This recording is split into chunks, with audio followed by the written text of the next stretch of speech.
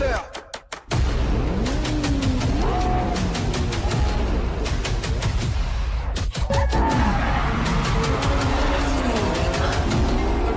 Is it fucking crazy or not? I lost it! I lost the car!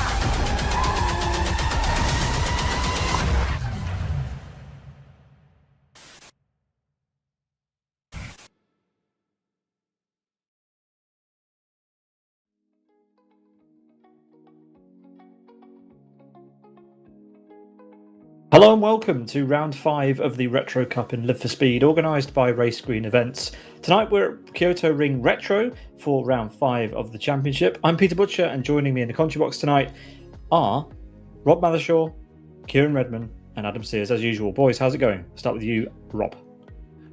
Good evening, everyone. Thank you very much. Really looking forward to this one. Glad to be back after you guys were very good in the last one. Kieran, a word from you? Yeah, hey guys, good evening. It's been a whole month since I've commentated on Retro Cup and I need my fix, so thank God I'm here. Yeah, we're back. And Adam? Good evening all. Good to have my partners in Chrome back. It's great to have you three back with us, and I can rest my vocal cords for this evening and hand it over to three voices who we've become pretty familiar with and have enjoyed for the rounds that you have covered so far. And speaking of rounds we've covered so far, here they are. We are on round 5 of the 7-round Retro Cup 2025 calendar, with 2 to go after tonight, including that all-important special 2-hour event at Westhill de la Sarthe on round 7 at the end of the year, December 8th. Over to what we're doing tonight. Tonight it's going to be the 7.5 kilometer, 4.7 mile, slightly tweaked version of Kyoto Grand Prix. We're calling it Retro for 37 laps, around about 90 minutes, with that all-important Le Mans style start that we've enjoyed so much throughout the championship so far. We're going to throw the microphone over to Lorenzo, who's going to talk about the cars. Introducing the road class, Porsche Camera and Piran Firefly 200. These two cars are evenly matched and will bring some of the most spectacular action in the Retro Cup. These two cars have very different strengths. For example, the Porsche is much faster in the straights, while the Piran Firefly is a lightweight car capable of going full attack in the corners and make for a great spectacle. Introducing the Group 5. These GT cars are absolute beasts, capable of reaching speeds up to 300 kph. The Fendt Mustang Pro and the Porsche will bring the heat on the Retro Cup calendar. These cars have different strengths. For example, the Porsche is an absolute monster on the straights, while the Mustang Pro is a much more balanced car. These two cars are evenly matched and will bring the heat on the Retro Cup. Introducing the Prototype 2. Based on the mid-70s sports prototypes, the Wessex R74 is a fan favorite of the Retro Cup. Introduced in the Season 1 of the Series, this car is fast and very well balanced, and can even challenge the top class in some of the twistier tracks. You have to expect close battle and wheel-to-wheel action in all the rounds of the series. Welcome to the Prototype 1. This is the top class, the fastest cars of the Retro Cup. McElroy and Ferenzi. Two extremely fast and dangerous prototypes, capable of reaching speeds up to 350 km per hour. You'll have to show respect to these cars, or you could find yourself flying around the racetrack. The McElroy is the most powerful car in the series, but the Ferenzi have better drivability. These cars will bring the drivers to their absolute limit and will bring some of the most spectacular action you'll ever see on Live for Speed. Are you ready for the challenge, Retro drivers?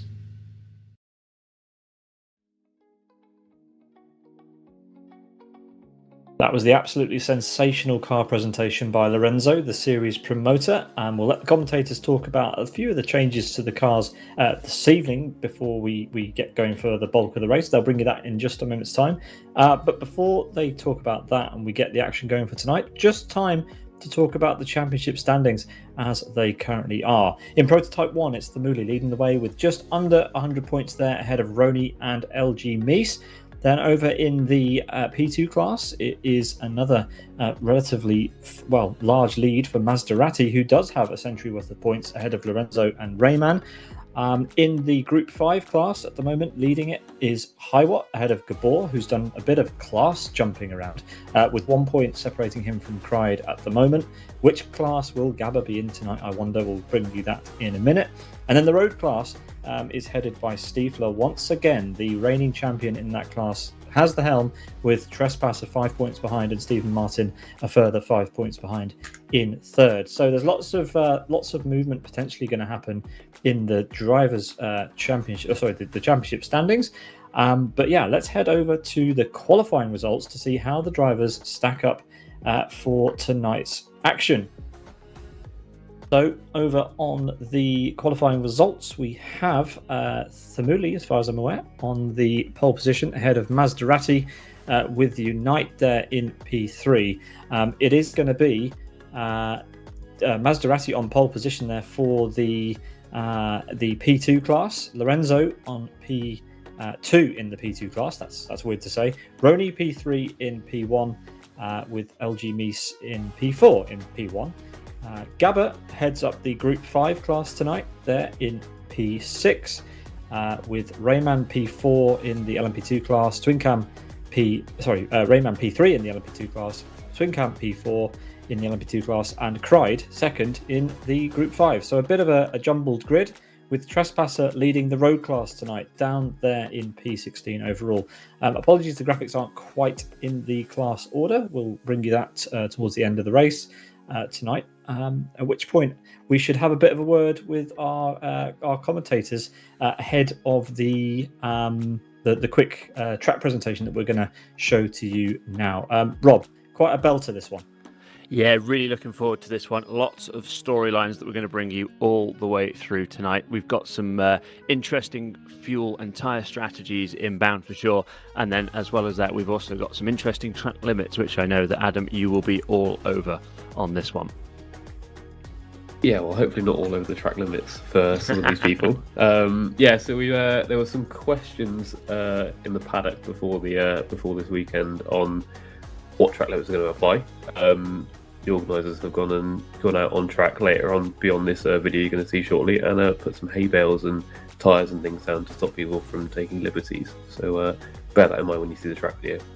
Absolutely, and it's going to be a very interesting one, I'm sure. So we are about to see the track presentation. Konnichiwa, and here we go. Onboard lap in Kyoto Ring for the round 5 of the Retro Cup.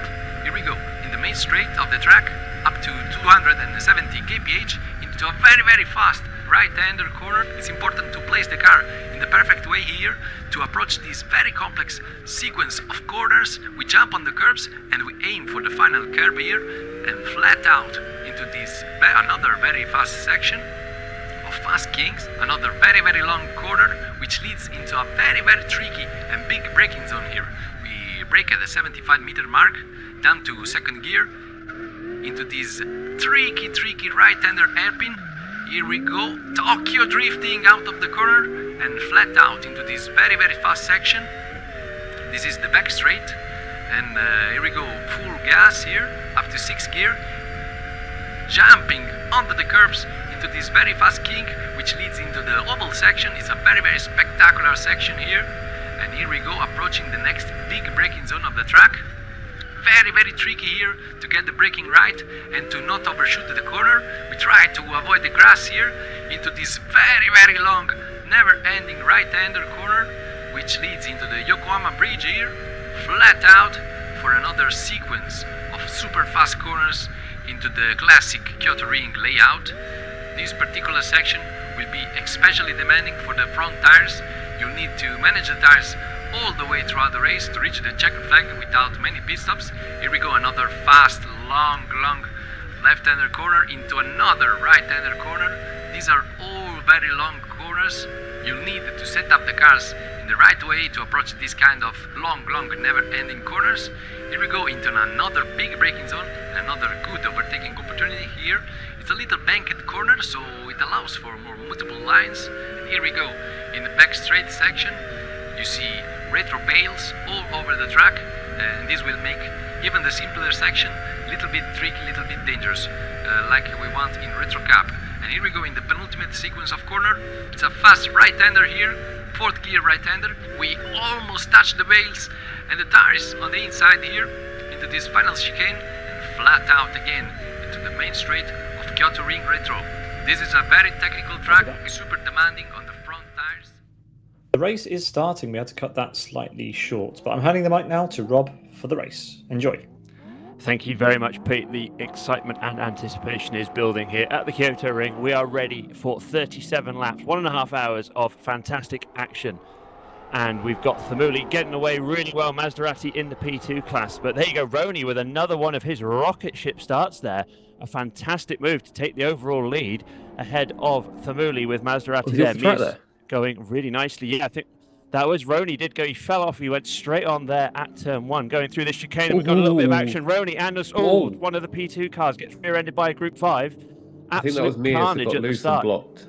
I think so, yeah. And we've just seen one of the P2 cars disappear there. But Roni back on the track. But a very hectic start there. Thamuli looks like he has now taken his spot at the front of the grid ahead of Unite, with Maserati 3rd overall at the moment, but a really hectic start there, gentlemen. Did anyone catch who that was that went end over the front there? That was crazy.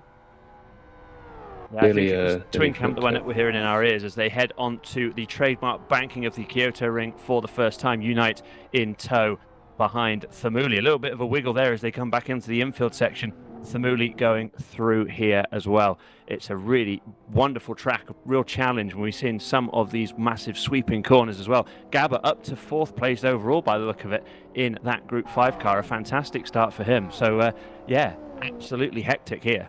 Yeah, we've got chaos at the start, but composure at the front with all of our rising stars here. We are in the land of the rising sun, after all, here in the Kyoto Ring. And the likes of Thamuli, Unite, Maserati and Gabba, Lorenzo as well, our top 5, all main protagonists in the championships. Yeah, Twin Cam there, just coming out of the pit lane. Sorry there, Sears. But Thamuli looks like he's nice and comfortable with a 2-second lead over Unite. And we've seen turn 1, there was a check up there. Roni and Mies did rejoin, but Twin Cam had a bit of an incident there into Redman. Sufor here looks like he's lining up an early move against Trespasser. Is he going to get to the inside line? It looks like he is, but Sufor is not going to get it. Trespasser goes all the way around the outside. Punchy stuff on the opening laps in the road class. It's something we've become very accustomed to saying here, gents, but it looks like yet again road course is going to bring the action here. Yeah, I was worried that Sufor was going to run wide into Trespasser there, but obviously he's more skilled than that and managed to keep it under control. Oh, with multi-class battle here. I think this is all 3 of the top classes. All 3, yeah. It is, yeah. Roni making his recovery after that cried as well. It is indeed. Yeah. Roni, who bowled a wide, unfortunately, having taken the lead at turn 1, he's just trying to make his way back through. Now it looks like he's going to get to P7 overall there. Rayman in the tow of the Group 5 car as well. So, yeah, very jumbled start as well. We're seeing quite a lot of the cars in different classes, all very comparable. And then, obviously, the road class guys slightly behind. But, yeah, as you can see, some of the bales there and the tyres trying to avoid some of the corner cutting. But, yeah, this has been absolutely manic. This is what we've been missing, Kieran.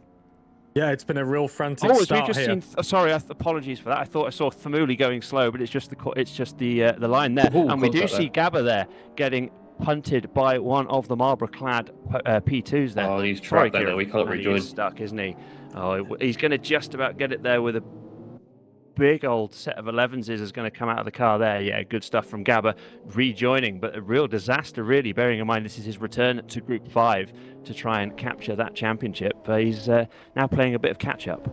Well, the pressure was on from the start for Gabba there. All eyes were on him as he made his return to Group 5, looking to having taken overall honours of the last round. And I'm just hearing as well in my ear that Mies has crashed as well. And there he is in the wall from 3rd place. He's spinning and recovering now as Roni moves past and up into podium position, trying to make up for lost time at the start. But again, watch that narrative there on lap 2. Obviously, Gabba getting it all crossed up and having to wait again to find himself right at the back of Group 5. But I guarantee you he will not be staying there for the rest of the race. If we've got a frantic battle going on here in the road classes we've come to expect. We've got cars left, right and centre here. We've got all of our protagonists back. We've got Steve, Jam and Omar on your screens right now as we ride on board with Jam here. All of our protagonists from the road class are here. It's the most hotly contested category of the lot and it's been my personal favourite throughout, Adam. I think that's Donald 2 cars ahead as well in the blue car. But before we jump too far away, I just want to mention for Roni's start there, I think you have to be given a lot of credit. I know he made a mistake, but he wasn't anywhere near the front of the grid, and on that start managed to get the lead. That's not. Originally, I thought that was a car thing. I thought he just could get the power down early, but had no grip in the corners. But Unite's in the same car, and he wasn't doing that. So massive credit to Roni for getting those starts nailed. Absolutely. We saw that from Roni a couple of rounds ago when he made that move into the P1 category as well. He's been absolute dynamite off the line, but unfortunately couldn't quite hold on to it. Twin Cam unfortunately retiring from this one early on, which is big news there in the P2 category. Maserati already 5 seconds up on Lorenzo as well, so he has had a really good start in P2. Trespasser here on the camera with his wonderful view looking back to Sufor in second. Sufor looks like he's right on the tail and he's not going to be disappearing anytime soon without a fight. And if I can cast your minds back, everyone, Trespasser and Sufor were locking horns all the way through round 3 of the Retro Cup, and they're continuing that here in round 5. Both of these gentlemen are extremely fast, extremely quick, and very capable endurance drivers. Watch for them to try and maintain this position in the championship. They are fighting for overall honours right now. As I said, it's the most hotly contested class is the road category, and it's such close racing. And again, let's not forget the dreaded lapped traffic. Watch for that in the rear view mirror. You will see fast prototypes approaching real fast as we've got Donald looking at the back, I believe, of Mad Jester there as he looks to make positions. He was our round 1 winner. Seemed to go away for the last couple of rounds as well. He did respond by scoring some points at the previous in round 4, but again, we've also got Martin chasing him behind. Who will emerge on top of the road class? We'll have to wait and see in 34 laps time. Well, the other thing to note, sorry, Rob. The other thing to note on these road class cars, that Porsche has actually had a reduction in its restrictor. It had 4%. It's now down to 3% for this round for the balance of performance. Yeah, I think that's really good news. I think certainly at the last round there was obviously that little bit of a difference, but yeah, the balance of performance has been pretty much, it's been fantastic, I think, all the way through. And Steve and Donald. Steve looking to go round all the way around the outside into this tight right-hander. I think that Donald's going to get the power down, and they're both in the Porsches, so neither of them can complain about having more or less power than the other. Steve looking like he's going to hold it on the inside a little bit, but Donald, the one with track position at the moment, just starts to ease away as they head onto the next straight. I mean, you can see they are experienced endurance drivers because they are giving each other space. They're not closing each other. They're not swiping across. They're letting each other have the space and just racing because they know they've still got almost an hour and 20 minutes to go. Absolutely. And that corner there in particular, I think, was a massive example of that. I think someone who had more of a sprint-minded strategy would definitely just dive down the inside on the first opportunity and probably cost themselves significant amounts of time. But they can see that, yes, they're racing, but they're also racing for 5th and 6th in the category, I believe. So, they're both going to want to make moves forward with each other as much as against each other here. So really heads up driving from both Steve and Donald. We've seen great performances from both of these guys throughout the championship. They are two really good quality drivers. Obviously, Donald winning around as well, and Steve always being a competitor throughout the championship. Again, the road class has been most entertaining to watch by far. In the prototypes and Prototype 1 and Prototype 2, we've seen a clear standout in the forms of Thermuli and Maserati. The road category, you just throw a blanket over them, we get different winners each round, and it looks like it's going to continue here. Trespasser and Sufor duking it out, but don't be surprised if you see one of the contenders like Jam, who we're riding on board with right now, rising to the top as they try to solidify their place in the road category. Absolutely. You're watching Jam there, and we've got Roni coming through here, continuing his recovery, 3rd in the class, 5th overall. And as we get a wonderful onboard shot of this McLaren as he goes through the banking back in towards the right-left chicane. It's not a right-left chicane, I do apologise, it's a right-hander, and then heading back out of the circuit. So yeah, it's a fantastic bit of track there for Roney, but 20 seconds down after 4 laps, obviously with his error. It'd be interesting to see how that does start to evolve, because Roney's got the pace if he can just cut out the errors, I think.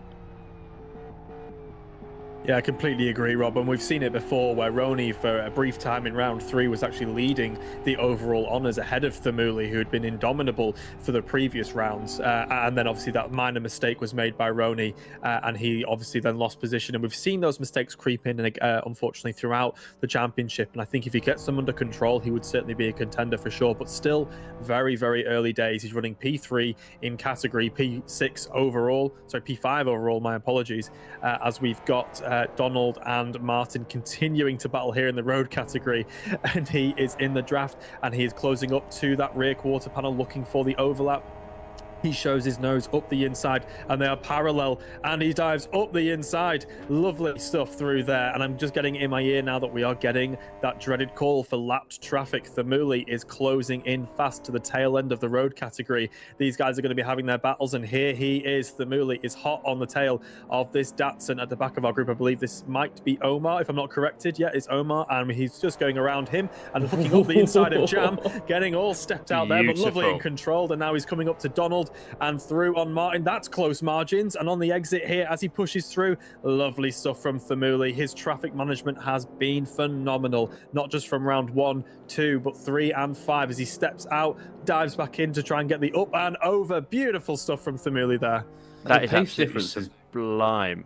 The pace difference is blinding there. That's crazy. Oh, it's incredible. And you can see that Thamuli knows that he needs to be making a move here. Unite's only 6 seconds back, and there have been some times where, Thamuli can sit in the traffic, wait a little bit, but he knows that this is not one of those times. In fact, you can see even with how well he's done there, he's lost 1.3 seconds through this traffic already. We know that traffic giveth and traffic taketh away, but oh my goodness me, that's pretty close. Absolutely fantastic from Thamuli there. But we know Unite's going to have to go through all of this traffic as well. But Thamuli getting held up twice there as we go through that traffic. Let's see how Unite can do in a similar situation. You can tell Thamuli just breathed in all tight then, didn't he? Same as Adam there. It's very, very fast stuff. But Unite also cutting through the traffic as well, making up some lost time here as he closes up to the back of Sufor and Trespasser now. That's an awkward place to catch them up in, but luckily just leaving enough room. That's pushing really tight through there. Jeez. Wow. Breathe in, everyone. The whole commentary box gasping there for air, holding their breath as Unite pushing all the margins and more, and now leaving down black 11s as he lays down at serious power, trying to catch up to Thamuli. Wow. I feel like it's something we need to keep an eye on for the rest of this race. There is a very different approach to letting lapping traffic through for Trespasser and Sufor. Sufor will give them all the space in the world. It'll run wide. It'll go around the outside the circuit. Trespasser gives them the cars with the inside. That's it. That's all you're having. That's unbelievable. I know that we've got cigarette advertising now, but there wasn't a fag paper between the two of them then. That was incredible. And we see some of the wonderful work from Lorenzo on the liveries there, and we see him in his car, second in the class, 8 seconds off the leader of Maserati. Tell you what, that's my early contender for a good-looking car this race. It's a classic, isn't it? You can't really. I mean, we've mentioned these liveries every single time they pop up. People will show up with a new one, and we'll compliment it and highlight it. Lorenzo has actually started in the race green server. All right. Okay. That was close. So Lorenzo started in the Race Green Discord server polls once a day on to try and pick out who has the best custom livery on the server. So we'll see how that goes. We've only had a couple of rounds so far, but we'll update you as that goes on. I think this racing might be a metaphor for smoking, to be honest. It's not good for your health, but it looks cool, that's for sure. But anyways, we've got a ride on board with High. As he's starting to navigate now in the Group 5 category through this traffic as well. Obviously doesn't have quite the same speed advantage of the LMP 1s and 2s, but still has the downforce, as we have Mies there hooking up the inside of Trespasser, navigating his way through nicely. A slightly, let's say, more bent out of shape car there from Mies. He's always sort of seemed to struggle. Apologies. Gabba sort of seems to be struggling there. No. Yeah, apologies. Yeah, Gabba's guiding through there up the inside of Misa there as he looks to regain ground. You don't see that often. Oh, we're hearing that Unite's backwards coming through Spoon. Is he reversing? He is continuing around, and then a nice J-turn. Oh! Absolutely beautiful work there from Unite. The car control might have been lacking to get him backwards, I don't know, but the car control to get him back on track was equally as impressive. We've got Rayman, who has spun at Spoon as well there, and he's just rejoining in that Fujifilm 7-Up livery. In fact, he has spun right in front of the lead battling road, and we've got side-by-side action. 3 classes wide, 4 cars wide, and oh my goodness me, Trespasser's got the inside, and now we've got a P1 joining the mix. Everybody is on track at the same point at the same time. The P1's not going to give this one up, but Trespasser is still holding the lead against Sufor, against all odds. Sufor going for it. Contact. We've got the Group 5 off. Oh my goodness me, and going down the Moves inside, for the lead. Sufor. It's a slight job. He's done it. What a wonderful move. Unbelievable stuff. Take a breath, Rob. This is not over yet. We've got Group 5 hooking up the inside, and he's trying to hook back up around the outside. Here he goes. Trespasser's looking and hunting and dives up the inside. Here on Sufor, he's looking, but we've got Group 5 traffic going through as well. Somehow, some way, they make it through without having any contact at all. We're cutting away for a moment to breathe as we have Martin, Donald, and I believe that's Trespasser, Mad Jester there as well, all fighting over their respective position. Take a breath, lads. My word. Oh my goodness. There's no breathing to be done here. The road class bringing the action as always. Mad Jester all over the back end of Steve Martin here, as you said. I don't know about you, but I felt like I may have just shot out the blocks a little early there as we see Unite coming in to the pits, clearly with a bit of damage. Looks like he's going to make those repairs. Interestingly, we've got a bit of tyre wear being a factor in all the classes. Do we think that 7 laps in, it's a bit of a... you might be able to change the tyres and get to the end from here? You'd be pushing it, I think. I think what we've been hearing, we're talking 20-25 laps, depending on the class. So I think, 30 laps on a set of tyres, you're going to have to save if you want to do that.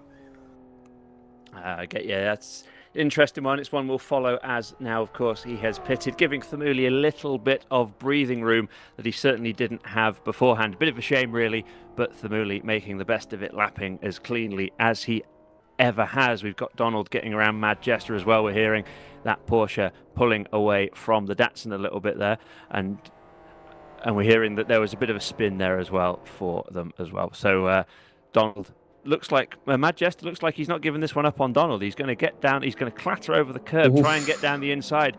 Maybe could do with a bit of the patience that we've seen from other people. A little bit of contact, as you say there, Sears. So certainly not giving it up yet. Rayman making his recovery from an earlier spin as well, getting around Hiwatt to take 6th overall. Yeah, so I've got a sinking feeling we're not going to get much time to breathe on this race. It's just action constantly, isn't it? I say breathing might be a bonus here. I think I'm about to have an aneurysm. We'll get medical attention as soon as you need it, but we've got Gabba now hunting down Hiwatt as he continues his road to recovery. We've got Cried, Hiwatt, and Gabba in the Group 5 categories, as Gabba, who has been the on-form driver this championship, stepping into 3 different categories over 5 different rounds and winning in all of them, now returning to Group 5 in the hopes that he can now clinch the championship and close that 14-point deficit that he has to Hiwatt now. So if he overtakes him here, that's huge for the championship as we head into the final 2 rounds. This is a big narrative as Gabba gets a whole bucket load of opposite lock, catches it very, very nicely. Both of them sat in the dirty air here of Rayman in that lovely Jordan livery LMP2 category car. They're both going to get a bit of a slipstream down the back straight here, and they're both going to use it to good effect. Gabba needs to just sort of bide his time here as Hiwatt looks to sit in the draft of Hiwatt here. Well, this place is worth 4 points. Yeah, it's swing really big, isn't it? And I think if you look at the time differential between Cried leading the class and Gabba, at the worst it was 15 seconds to the lead. For Gabba, it's now 7, so it's really, really closing up. And look at that. Unite pushing hard, and we're seeing Trespasser there back ahead of Sufor, but it's definitely had a brown trouser moment there when Gabba was when Unite was going past. We've got Mies trying to get round Gabba as well. Unbelievable stuff. Oh, I thought that was... Sorry, I do apologise for that. I got a bit overexcited. I thought Gabba was about to make contact with the rear end of Hiwatt there, but it looks like that still might happen. Gabba tucked right behind that big spoiler on the Ford Mustang, trying every trick in the book to fill those wing mirrors as much as he can. But at the moment, I think Hiwatt's defensive game has an answer for everything that the ball wants to throw at him. What I love about this race in particular is we were briefed by the organisers that tyre wear was going to be a huge factor. This track chews tyres, and I was thinking that some drivers may be going for a slightly more conservative style. There's nothing conservative about this. It's radical, it's violent, it's dangerous, it's brilliant, and for the last 8 laps, I've been on the edge of my seat and struggling to breathe. No, that's not because I'm asthmatic, it's because the action on screen is so good as we've got this battle continuing. Like I said, it's 4 points in the championship, a 14-point deficit for Gabba as he continues to hunt down Highwatt in his quest to march and on top of this championship in Group 5. He is looking left and right, nothing doing in here. He's showing his nose again. He's putting huge amounts of pressure under Highwatt as he runs slightly wide, and Gabba gets the run. Does he get the overlap? Just about, I think there. His nose is up the inside into this heavy braking zone. Highwatt will have to leave him space, brakes early, tucks up, back and under. Can he get that overlook through there? Nothing doing. Gabba makes the move stick, and he's going to press on now to try and get cried. Yeah, sensible from both there. And also, can I just draw your attention before it changes to 14th and 15th place, where the gap is 0.03 seconds? That's over the quite line. close, and I think it might be less there we than go. that as we see Sufor going past Trespasser. And you called it, Sears. That was going to be inevitable, I think, when looking at the timing. But Trespasser is about to try and go around the high side of the banking. He's electing to tuck back into the toe. This next braking zone into the right-hander is going to be absolutely monumental. Trespasser looks like he's going to just try and brake as we get this wonderful aerial shot. You can see him on the right-hand side of the screen. And indeed, Trespasser with the block pass on Sufor. But Sufor looks like he's got a little bit of a better run out of the corner perhaps, and nearly some contact between the front of Sufor's car and Trespasser there, but back into line as you were there, gents. Trespasser was on the lock stops there, trying to get that pulled up to make that move stick, and he did as well. Lovely, clean racing between these two, despite how close it is. I'm surprised they've not touched yet. Famous last words from me there. As Sufor looks up the inside, trying to get the overlap. Is he going to get something there? Nothing doing. I'm hearing in my ear that Unite has retired. He's pulled out of this championship. Lovely, stylish reverse 180 turn, but unfortunately not carrying him through to the end of this race. Unite has pulled out of this, but as we ride on board now with Sufor continuing to hunt down Trespasser, remember you can rejoin this championship, you can rejoin in the race. I'm hearing Mies is off again and he looks to try and recover. Battered. It is unlucky 13 for Mies there. Or Sufor trying to get down the inside here of Trespasser once again. Elects to go for it, but at the apex just can't quite make the 4 tyres stick nicely there. Trespasser getting yet another lovely exit, but Sufor with the toe pulling out to the driver's left, our right on the screen as we look at them, and we've got the race leader coming through there nice and easy in the clear. Sufor trying to get the switch back as they head into the sweeping right-hander, but again Trespasser looks like he's got an answer. Every time Sufor tries to make a move, he can get back past and just hold steady for a few laps, but Sufor is absolutely on the limit and probably a little bit beyond trying to get into the toe here. Is he going to pull out left or right? He elects to go right. There's not going to be a lot of room between him and the pit exit here. That is exceptionally close. Sufor Barrichello just about gets it through the gap there and into the lead as they cross the timing line for the start of their lap number 9, I believe. Sufor late on the brakes, drags it in nicely, but once again, Trespasser just hangs it around the outside, goes all the way over the curb there, and again, and actually Sufor takes even more curb. Looks like a bit of contact here, maybe. Ooh, another little slide from Trespasser. Not a lot of grip when the rear end of your car's being tapped by P2, and wow, unbelievable stuff. But as you were once more, it's Trespasser ahead of Sufor. Yeah, if I can jump in, sorry, Kieran. Sufor in that last section, the last chicane, has been taking all of the curb and all over the green stuff, whereas Trespasser has been keeping a wheel on the track. Now, by the letter of the rules, you can't go beyond the curb. Sorry, there's a move there, but yeah, so by the letter of the rules, you can't go over the curb. You have to have at least 2 wheels on the curb. So, questionable. He's through, but is he going to be through for long? Trespasser on the inside for the very long sweeper, but it's going to be Sufor on the inside for the next one. Trespasser gets back on the inside, knowing that this long banked corner, the left-hander, is going to be there. Can he do the move that he did so successfully beforehand? Pull out to driver's right and then dive into the next right-hander. I think I might have telegraphed that one. Yeah, he's doing it again. He's fully on the lock stops. He's done it again. Lovely stuff. It's a carbon copy of the last lap, but now we've got Maserati going around the outside. Again, the leaders in the higher classes, are doing a good job of keeping their way keeping the way out of the battle there. Sufor looks like he's going to try and get down the inside. 2 wheels there. Beautiful stuff. Roni comes in. They've both run wide because of their natural line, giving Roni the gap, which is great. But once again, Trespasser, no matter what Sufor can do, Trespasser always makes it back ahead.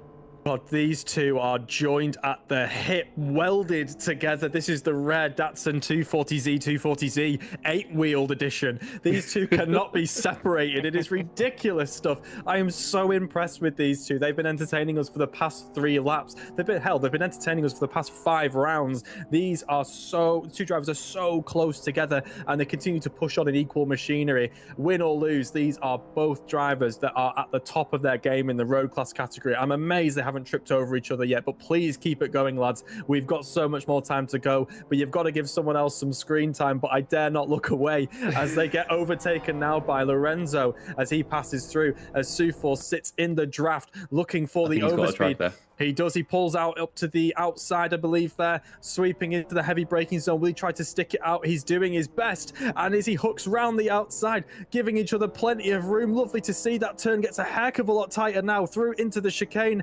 Brilliant stuff by Trespasser there, looking to sweep back ahead. But Sufor will keep his foot welded to the floor as he attempts to extract as much power as he can, sweeping out from the outside, not electing to sit in the draft as he looks to get a slightly more unique angle, running as close as he can to that pit wall. Sufor drafting as much as he can as we've got Cried making his way through the traffic in the hopes that he can continue to extend that advantage over Gabba. Big championship implications here for the Group 5 class that you see on the screen right now. Gabba again rejoining this category, having taken 2 rounds away. Absolutely, that gap now 4.4 seconds, back under 5 for the first time since the start of the race when Gabba had a bit of an incident. We've got Redman stalking him from behind as well, 3rd in P2. But yeah, Redman starting to continuing his recovery pretty nicely as well. Mies having one of his adventurous days. He's doing a really good job of keeping that thing on the road. He's 3rd in the class, admittedly of 3, but he is PA overall, and you have to say actually that he's making some good moves through the traffic as well. Oh, Highwatt just barely keeping it under control when he was going on the inside of Omar there. That was sketchy. Traffic management is so important in endurance racing. We've discussed it before, but before I go back into speaking about that again, let's take a look at our battle. Normal service has resumed. Sufor and Trespasser are continuing to fight with each other.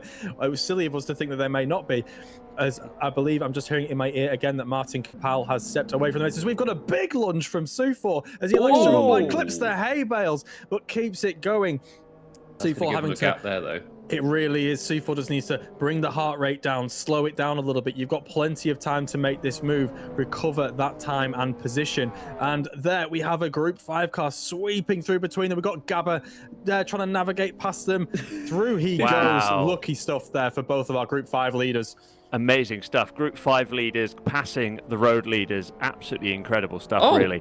Sufor there. Wow, Sufor is continuing to try and make this overtake. I think his foot's welded through the firewall now, as he's on the inside, just squeezing through. A little bit of a slide there from Trespasser. Sufor looks like he's going to have the outside for this next one, but the overspeed is not going to be enough, is it? I think Trespasser is back there. This switchback comes Sufor's way all of a sudden, but Trespasser with a... Oh my goodness me, this is exquisite racing from both. Trespasser now has the inside line for the next one. A little bit of a block pass, as he has every right to do on Sufor, but Sufor is going to get the exit. He's going to get the draft. He's going to have the determination. Is he going to pull out to the left or the right? We've got yet another one of the P1s going through. That is Mies making his way past these two.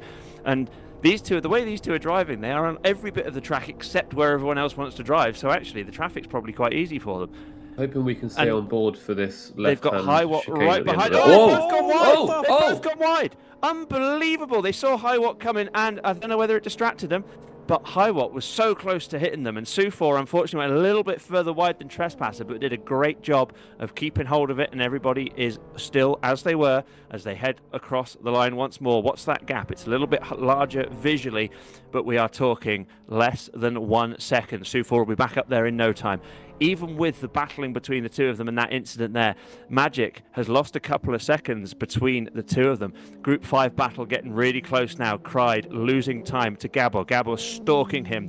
It's Ford on Ford action. The two of them in equal machinery. Gabbo with a great exit there as they head down towards the next turn on the fast sweeping left, and then the right-hander. Looks like Cried might just about be safe for this corner, but I think it's a question of when and not if for Gabbo now.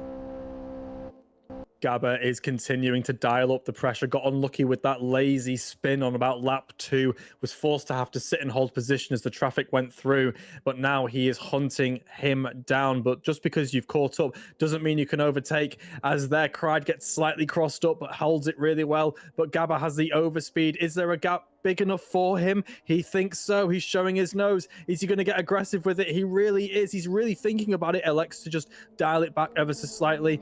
You can just see there's more confidence in the car from Gabba. Cried looks slightly skittish as Gabba now looks to lunge up the inside, and he does. The nose is there and he is clear.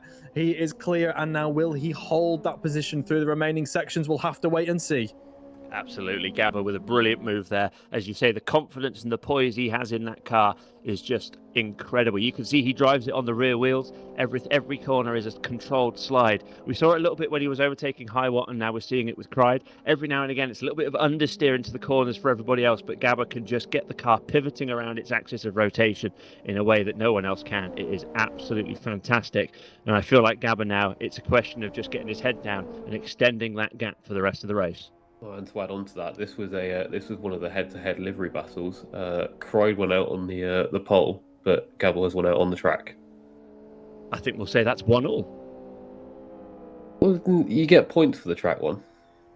Fair point, well made. Let's hope it doesn't go to penalties, eh, boys? Absolutely, yes. If it does get penalties, I'm assuming none of us are going to take one. I can't be trusted. No. That's absolutely fair. Right, we are on lap 13 of this wonderful race so far for round number 5 of the Retro Cup at the Kyoto Ring. So I reckon it's time to have a quick look through the order as we see people starting to lap again. Thamuli leads this one by a full 30 seconds over the LMP2 leader of Maserati. A further 5 seconds back finds us P2 in P1. As you said earlier, Pete, that's quite difficult to say.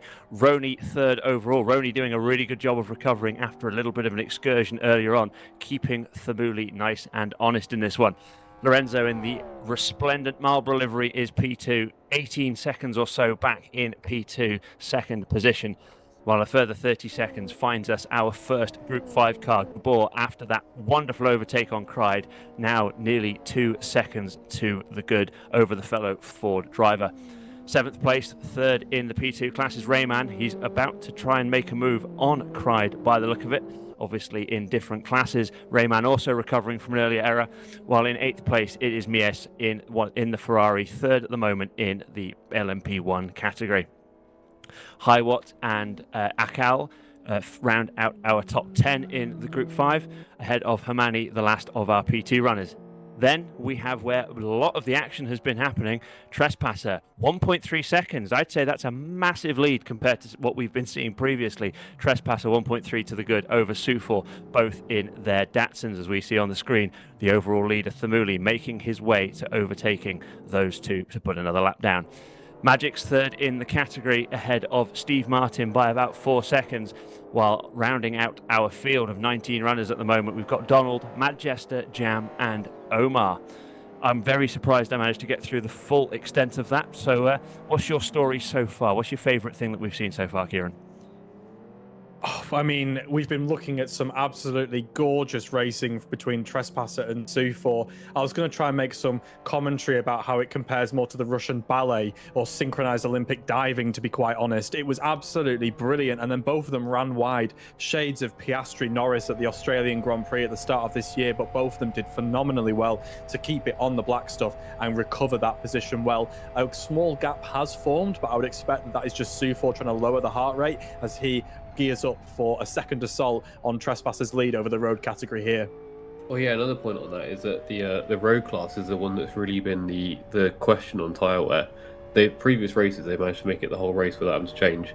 Apparently it's really touch and go this race, whether they'll make it or not. So you might see some people coming in early just to not have the risk. Some people might push it, potentially puncture their tyres, have an issue. It'll be interesting how risky people go at the end of this race. Yeah, that's a really good point, because the fact, as you say, if we're expecting maybe about 25 laps as the limiting factor, we're just about in that pit window where if someone elected to stop now, they could try and take advantage of that fresh rubber while everyone else is struggling a bit more. So it will be interesting to see if that happens. While we saw Maserati going past one of the road cars earlier on, I just wanted to make a bit of a point about how high quality this field is. Obviously we're down on numbers a little bit from where we have been, but the driving standards are absolutely fantastic, even to the extent where we saw Omar there going along and he was indicating to make sure that the faster car knew exactly where he was going to be, and I think that's the kind of quality that we love to see in the Retro Cup. Yeah, I want to echo that as well, because, I mean, if we were to cast our minds back to round 2, there were some big issues with sort of overtaking of traffic. Our poor road class were annihilated. I believe it was 3 leaders were taken out while being overtaken by faster moving traffic. So it's good to see that there's a bit more respect being shown now. But again, it speaks to the quality of the category. But also, as the drivers are getting more used to their respective machinery, they know when they can push, when they can dial it back. And as well, remembering it is an endurance race. We are on lap 15. We're not even halfway through this race. Opportunities will present themselves in the later moments. Something else that goes unnoticed a lot of the time is learning who your competitors are and how to drive with them. You learn the sort of things people do, where they place their car, how they handle lap traffic, that sort of stuff. And as you learn that, you'll be able to handle the traffic a lot quicker. So that's why some of the newer people might not know their competitors as well and might make some decisions that aren't quite what they might expect, and you get that miscommunication sometimes. Absolutely, and I think a lot of this is testament to the organisation from Lorenzo, not just a driver in this event, but also the series organiser, with some of the work that he's been putting in to make sure drivers have the chance to feel comfortable in a race setting, all of the leadership with that, even down to things like changing some of the track limits objects to make sure that everything is fair and equitable, not to mention designing fantastic liveries on race cars. Yeah, he's definitely a contender for the best livery of the round here. I mean, I'm a sucker for a Marlboro livery. I think I've said that before on stream, but this one is particularly nice as well. It really suits that LMP2 vehicle there. So, Adam, you mentioned about strategy and you mentioned about the tyres, and we've discussed at length about how this track is particularly brutal on tyres. If you were in that road class, what would you guys be doing? Would you be opting for a pit stop? Would you put it into your personal strategies? Or would you say it would have to evolve through the race depending on what happened? I think I would have done a lot of practice to figure out exactly how far I can push it, and just tried to see how, if I push flat out, am I going to punch the tyres at the end? If I go easy and do a whole race on just like lift and coast and being caution tyres, can I get to the end on that? How much time am I going to lose? And then make a decision based on that. So I think it's all about the prep work you put in beforehand. Just jumping in straight away and hoping, or playing it by ear, probably isn't going to serve you quite as well as the prep work, I don't think. Absolutely. We've got Mies in the pits there. We don't know whether it's necessarily for fuel or tyres or to make a repair, but halfway through the race, you'd like to think that's probably, or nearing the halfway point, it's a good time to make a stop. And we're hearing it's tyres damage and fuel, so he's going to have a full service. That car is going to feel brand new as he comes out of the pits here. I imagine that's flipping the strategy. Presumably you can go to the end on these tyres now, so that's probably just get in as quickly as you can, get that damage repaired, and then go out and just hope you can make it to the end. Take a look at these onboards with Thamuli here, riding on board with him there in that lower right-hand corner. Just gives you an idea of the speed and the decision-making time that you have, or the complete lack of, I should say. But again, this is the thing. I was kind of sad that I missed the last round, because Thamuli was put under massive pressure and ultimately beaten by Gabber and Equal Machinery. But again, this has just been one of those rounds where Thamuli has been just completely dominant. He's led from the start. He's had an iron vice grip on this race and the pace of it, and again, his traffic navigation has just been phenomenal. I would really have been interested to know maybe why he didn't perform as well in the last round compared to Gabber. Maybe just the pressure was off for him. I don't know. It's an interesting one to consider, but again, Thamuli, really the cream of the crop here. So good, and continues to lead this championship and the overall honours as well. Also just been an off circuit for him as well. Obviously, every driver has certain preferences on things they like and flows they like. It might just not been one that he quite enjoyed as much. I've solved it, lads. I know what it was, Kieran. You and I, we are his lucky charm. I'm glad he got the keychain I made for him. I'm a big fan. Oh, wonderful stuff. Thamuli, now 45 seconds I make it ahead of nearest competitor in the class, Roni, once again driving with aplomb. Cried going all the way around the outside of, I believe that's Steve Martin there to put another lap on, with Rayman right behind, lurking in that Jordan tribute livery. Another good-looking car. Another good-looking P2 indeed. But Cried 6 seconds behind Gabba, unfortunately. Oh no, 9 seconds, sorry. He's obviously had a little bit. Oh my goodness me, we've got Daytona 24-hour style, 3 classes going into one bit of track. Very carefully, I would say. Rayman getting down the inside of Cried and then out braking himself. So unfortunately, that wasn't quite so good for Rayman, but no harm, no foul. Bit of a flat spot perhaps. In fact, his right front tyre, we're hearing, is actually not happy on the telemetry there. So that might be more of a serious incident for Rayman than I was first giving him credit for. Yeah, you can't knock these drivers of bravery, can you? Oh, absolutely. They've got appendages that are massive, I think I would say. So we've got Trespasser 2 seconds now to the good ahead of Su4. I don't know whether or not Su4 has perhaps been using a bit of the tyre. It's always harder to follow compared to leading. And I think on balance, I would probably say Trespasser was the one of the leading. We've got Akai spinning there. He smashed the curb. He's doing a bit of a unite and classes the cones, but gets away again in his Mustang. He was P9. He was the 4th of 4 in Group 5. So at the moment, I don't think he'll have lost an awful lot of time there. But a little bit of an adventure for Kai, unfortunately, as he heads back onto the banking himself. We have Rayman pushing on here as he attempts to make inroads into the classes ahead of him. Obviously, Cried and Gabba are the leading drivers there now as he tries to navigate past some of the slower moving road traffic. That is getting awfully tight, but luckily to see he did find the brake pedal there. Didn't just decide to scoop up the little road class car there. And we have Highwatt now pushing on as well, running P3 in the Group 5 category as he looks to navigate through the road class, getting very sideways there, but luckily navigating through just fine. I can get the sense that this race is calming down ever so slightly. Dare I throw that phrase out there? But we've got Rayman in. I certainly have, but we've got Rayman in the pits here. I believe it's for tyres and damage. I believe I'm just hearing in my ear. Oh, and fuel as well, getting some fuel as well in there. So he'll have a nice ready race car ready to go and attack the remaining half of this race. Well, something I have noticed by looking about that I get the opportunity to do and you guys are a bit too busy to do, it looks to me like Hermione has switched from road class to P2, unless I'm very much mistaken, but I think that might be a first for this season so far. That's a very good spot there. Yes, while Kieran and I are playing with the crayons on the on the exciting bits, it's good to have someone who has a bit of an eye for detail, I will say. But yeah, that's a really good spot. Something else in the road category that I don't think we've necessarily brought up a lot. Championship leader Stiefler not here today. Trespasser, his nearest rival, I believe. I could be wrong, but obviously leading this one. Do we have off the top of our head the points differential that's going to lead to? 5 points. 5-point advantage for Stiefler over the rest of the road class. And it is open, such an open championship. It's why I've been really keen to follow the narrative this race.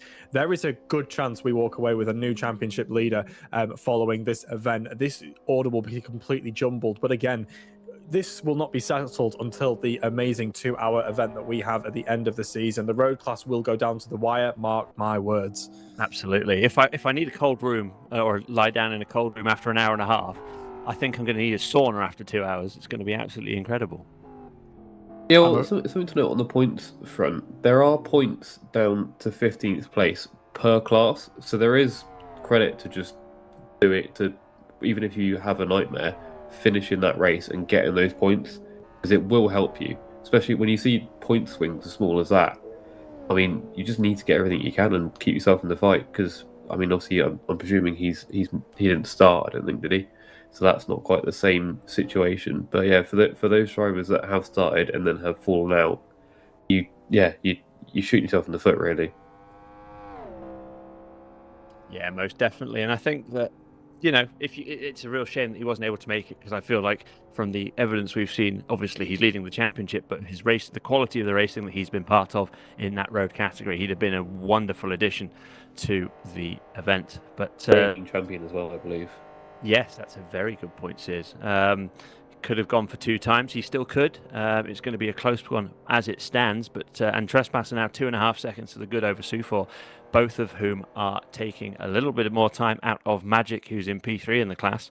Gabba now 15 seconds to the good over Clyde. That gap's growing rather nicely indeed as well. So as you mentioned earlier, Kieran, things look like they're settling down a little bit as we're now past the halfway mark. But at the end of the day, every good Act 2 needs an interval behind it. It certainly does, and there's always 3 acts to a great story, so expect the narratives to continue on as we have a slight lull in the action, but that doesn't mean the drivers aren't pushing. They really, really are.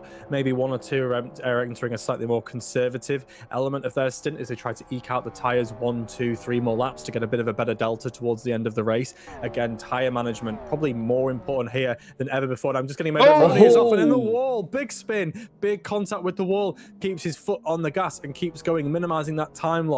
No doubt that will require a pit stop to address the issues there. Car looks to be crabbing ever so slightly, but elected to carry on and not go into the pits at the first sign of action. So maybe the damage not quite as bad as expected as the Muli navigates past Group 5 traffic and continues his push for dominance here in round 5 of the Retro Cup.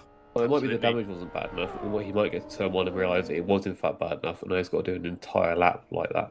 We'll have to see. Absolutely. And Rony there obviously listening to us going, oh, it's just boring, there's nothing happening, and deciding to make himself a little bit more interesting. But yeah, unlucky for Rony there, but I really rate the fact that he gets into the wall, keeps it pinned, flat, and just keeps on going. Great. Rayman there, very close of going past Magic.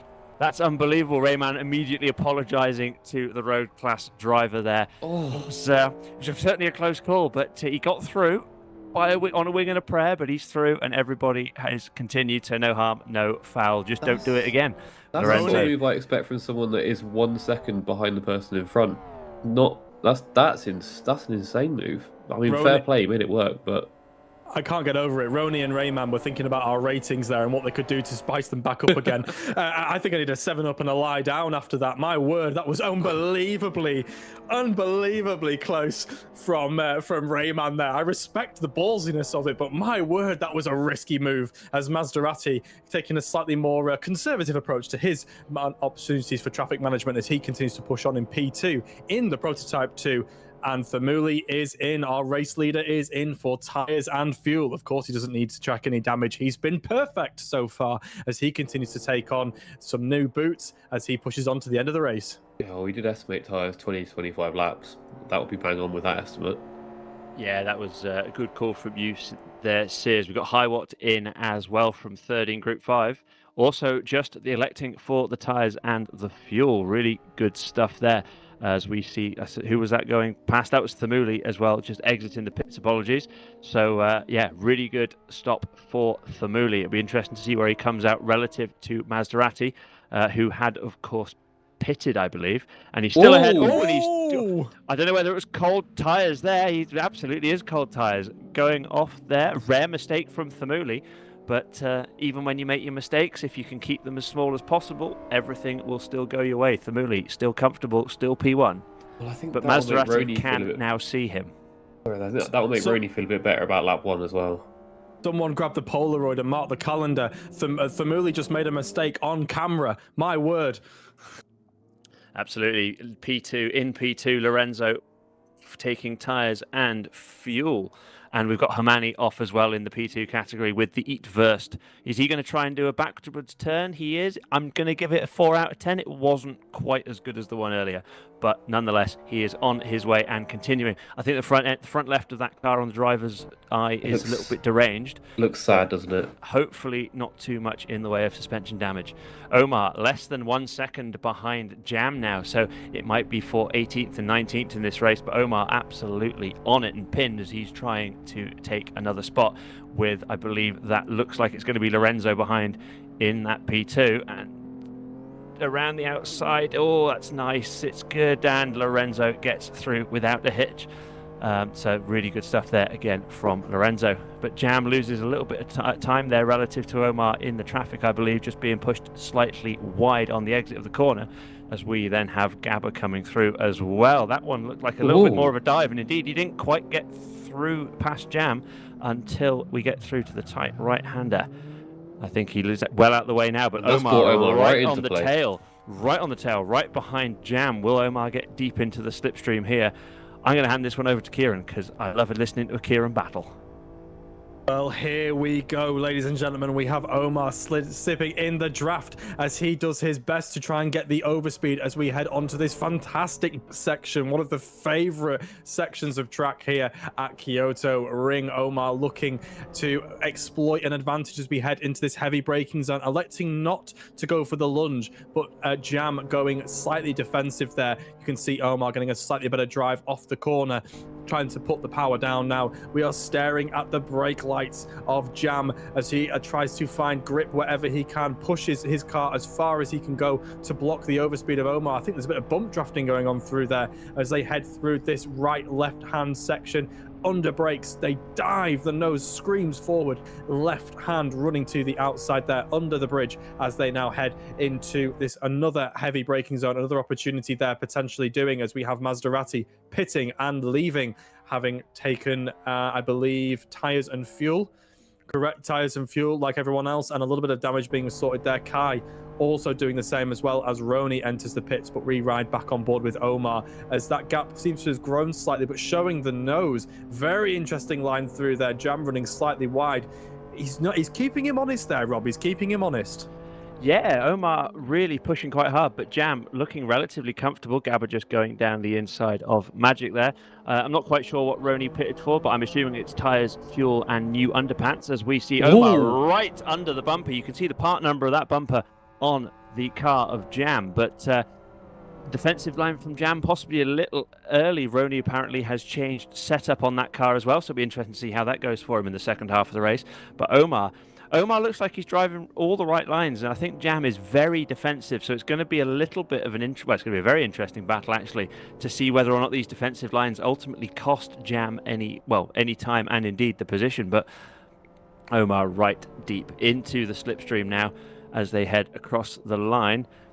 Magic's been in for rear tyres only, so that makes a lot of sense, I think, looking at the way he drives the car a little bit. Cried comes in second in the Group 5 category, very comfortably ahead of Highwatt, but he's missed his box and he's taken damage and fuel, so it'll be interesting to see where he ends up. Thamuli, though, as ever, 35 seconds to the good ahead of Maserati, with Roni now into fourth place. I don't know whether that was because of an excursion or whether that was because of just over the pit stop. Yes, thank you to Pete in my ear there. But Lorenzo is now up to P3. I quite like that. That means we've got alcohol first, cigarettes in second. That's a key to a good Monday night. Well, yeah, so I don't know about you guys, but there's two things that I really like, and that is pit lanes with no speed limits and cars four-wheel drifting, and we are spoilt for choice in this championship. Not to mention drivers seesawing for control with no power steering as well as they try and lay down the power on exit of these corners here. Gabba, trespasser here, pushing for its worth. Lovely bit of four-wheel drift through there, which I really, really liked. Just hearing in my ear, Omar might be getting the overspeed now as you look back on board with Jam now, heading onto the bank section here of the Kyoto Ring. Can Omar get the draft into this heavy braking zone? We'll have to wait and see. That gap doesn't appear to be closing. He's electing to step out a little bit wider. No lunge coming from Omar there as he attempts to look, but Jam running slightly wide. He can carry the speed. Omar exploits the mistake, dives up the inside, carries the speed forward as he now takes that position away from Jam. Can Jam hit the counter here as he sits in the draft now of Omar? These two cannot be separated. Very similar to Sufor and Trespasser from earlier in the race. These two are taking up the mantle of the best road battle possible. But you can just see the pace is very shared between these two. Not one standout over the other. They seem to favor different sections of the track, but Omar appears to have that place locked down as Jam tries to make inroads again and retake that place. I think round of applause for Omar there, because that was a perfectly executed under pressure maneuver. He's waited a few laps, he's shown his nose, he's kept him under pressure, and just waited for that mistake. As soon as he's taken it, he snapped it up, gone through, laughing. Yeah, that was all credit to Omar there as we see Gabba on screen in the pits, tyres and fuel for our race leader in the Group 5 category. It's a big old lead beforehand, go ahead of Cried, so you anticipate him coming out comfortably ahead as well in P4, maybe P5 as Roni gets back past in the P1 car. Omar, as you say though, it's not he's not driven away here particularly far. Jam deep in the slipstream. It looks like he's going to be able to at least try and mount a comeback. But I think in this situation, we saw Omar very patient, very nicely just sitting, driving his lines, making the pace the way he knows how. I thought Jam was a little bit more defensive in the driving. Now the situations have been reversed. It's going to be really interesting to see Jam's approach, as he looks like he got an excellent exit on the final corner as we head now towards start-finish. We see Omar flashing his headlights there. Not sure there's anyone ahead of him, but, it's nice to tell them that you're there. And Jam... It's not really got. I don't know whether Jam got a little bit of a top speed deficit, perhaps. I don't know, a bit of damage because it's not there as we see. I believe that is Thermuli absolutely lighting it up past them. If I can, Rob, I think it might actually be that track limits thing in that last chicane again. It's people running right over the curb up on the top island and getting a better run off the corner. So I'm not sure whether it's going to fall with the stewards, if that's going to be a track limits issue or not. But Sufor and Jam apparently seem to be using it. I think I saw Omar using it as well at one point. So it does seem to be the faster line. It's just whether you can get up on it or not. Right. Now that's a really good spot. I think my opinion with track limits, we've got the objects there. If you want to use it and it's there, use it. If it costs you, then so be it. Jam right on the tail of Omar now, though, going through the twisty stuff. You mentioned it, Kieran. It was almost a bit of a handbrake turn there from Jam. Got the car stopped so much. I think, and we've got Cried coming through. Omar indicating left, as I mentioned earlier, to let them know where he is going to be. Really heads up driving. Jam a little bit of a deficit as now they come on to the banking. Interesting that they're taking different lines. I'm not sure whether or not that's just personal preference or we're going to see that one is better than the other, but Jam definitely electing for the low line, while Omar is more than happy to take that middle lane on the banking. Sufor 2.2 seconds. To be honest, since Trespasser got past and got a little bit of a decisive lead, that gap between the two of them has remained pretty much constant. And now we're 23 laps into this one, obviously for the leaders, and then we take off a couple to account for lap traffic. We must be getting pretty close, Sears, to the limit in their tyre wear. Wow, I don't know how far the road class can go. I think it was basically a touch and go whether they can make it in or not. The 25 laps was sort of Group 5, and I think 20 laps was the prototype one, but it was, there or thereabouts. Those sorts of cars are around 20-25. The road class, it will be tight, I think, whether they'll be able to get to the end or not. I think it was a case of, depending on setup and how they drive, they can do it and it's a sort of touch and go whether under race conditions and all that sort of stuff. So I think that's going to be the spicy thing in the last couple of laps. See who's going to have any punctures or issues or not. Gotcha. Plenty of excitement, and as we're hearing from our pit lane reporter Mo, flat spots are going to be the absolute curveball in this one. We're going to see who's looked after those tyres, not just in terms of making sure they're not sliding on the track, but making sure that those brakes don't lock up at all. So it's going to be really good. I think that Omar's left indicator is actually just on permanently at the moment, so that might be an interesting one to see if people try and dive down that side, as we've got Maserati making his way through, 33 seconds off the lead. To be honest, Maserati's made up a couple of seconds on Thermuli in the last couple of laps, I believe. Well, he did have a small... I was going to say as well, he had a small excursion, didn't he, as well, which certainly didn't help his cause when he came and exited the pit lane, obviously disrupting his flow for Thermuli.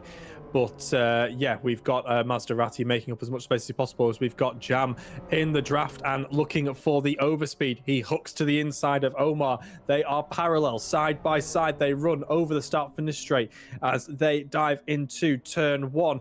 Jam pushing for all he can, running it out wide. Omar looking to hook back up the inside, looking, and through the chicane they go. Will they get it stopped? Jam running slightly wide, but gives him a nice wide exit to get that late apex through there, and he secures the position. Great move by Jam. Textbook overspeed, overtake, and then carry on as you were, leading this pack. But this battle is not over, that's for sure.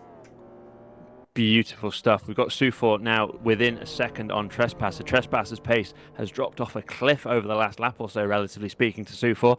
So that battle for the lead that has been so enticing throughout this race looks like it's about to come to a head once more. So I'm really looking forward to that one. If that Can I does jump in before we get there? Of course. So two things I noticed. One thing is that in the road class, Magic has already pitted. So that might be something to either he had an issue and had to repair some damage earlier, or that's something to keep an eye on. He might know he can't go and has split the race. The other thing is that I'm not sure on Jam's livery here. I'm not sure if he's had that the whole time and it's just going to be under the radar or if that's new, but I do quite like it. It's a good-looking car, isn't it? Anyway, that was it. Sorry, guys. Apparently he has had it the whole time. It's just that you and I, Sears, both need glasses, or different ones to the ones we're currently wearing. We're 2/3 of the way through this one. I did it through at the end of the first third. If we see anything big on the screen, then please do interrupt me, boys. But it's time, I reckon, to go through the field as Thamuli completes his 24th lap of this race. He's in the lead once more, 37 seconds ahead of P2 leader Maserati, with another 45 seconds back to Lorenzo. A very comfortable lead at the moment for Maserati. Only 9 seconds between third and fourth, with Roni P2 in the top class here in the Retro Cup. While in fifth place, 23 seconds further back, is our leader in Group 5, almost 1 minute ahead of Cried, with Hiwatt in third, seventh overall, 10 seconds further back. All three of them driving that wonderful Ford Mustang as he goes through past one of the road cars. So we've got Rayman in 8th place, third in P2, and looking pretty much in no man's land in the category. But then we've got Cal, fourth of our four runners in the Group 5 class, 35 seconds further back. And then it's Mies. He's one of the most exuberant drivers in the P1 category, and he is once more just plugging around, doing exactly what you've said previously, Sears, just running around, capturing points, and he's going to get another respectable finish in this one, P3 in the P1 category. Last of our P2 runners is Hamani, 11th overall, doing a really good job in that blue car with some of the damage on the front end. It looks like it's not affecting him too badly. And then where the action's been throughout the season and indeed throughout the race, we've got Trespasser 1.6 seconds ahead of Sufor. Sufor's dropped back ever so slightly, but we know it's only a matter of time before he will stalk the race leader and see whether or not he can take the lead again. Steve Martin, a distant third at the moment, 24 seconds back in 14th overall. 10 seconds ahead, relatively comfortable now ahead of Donald in 15th.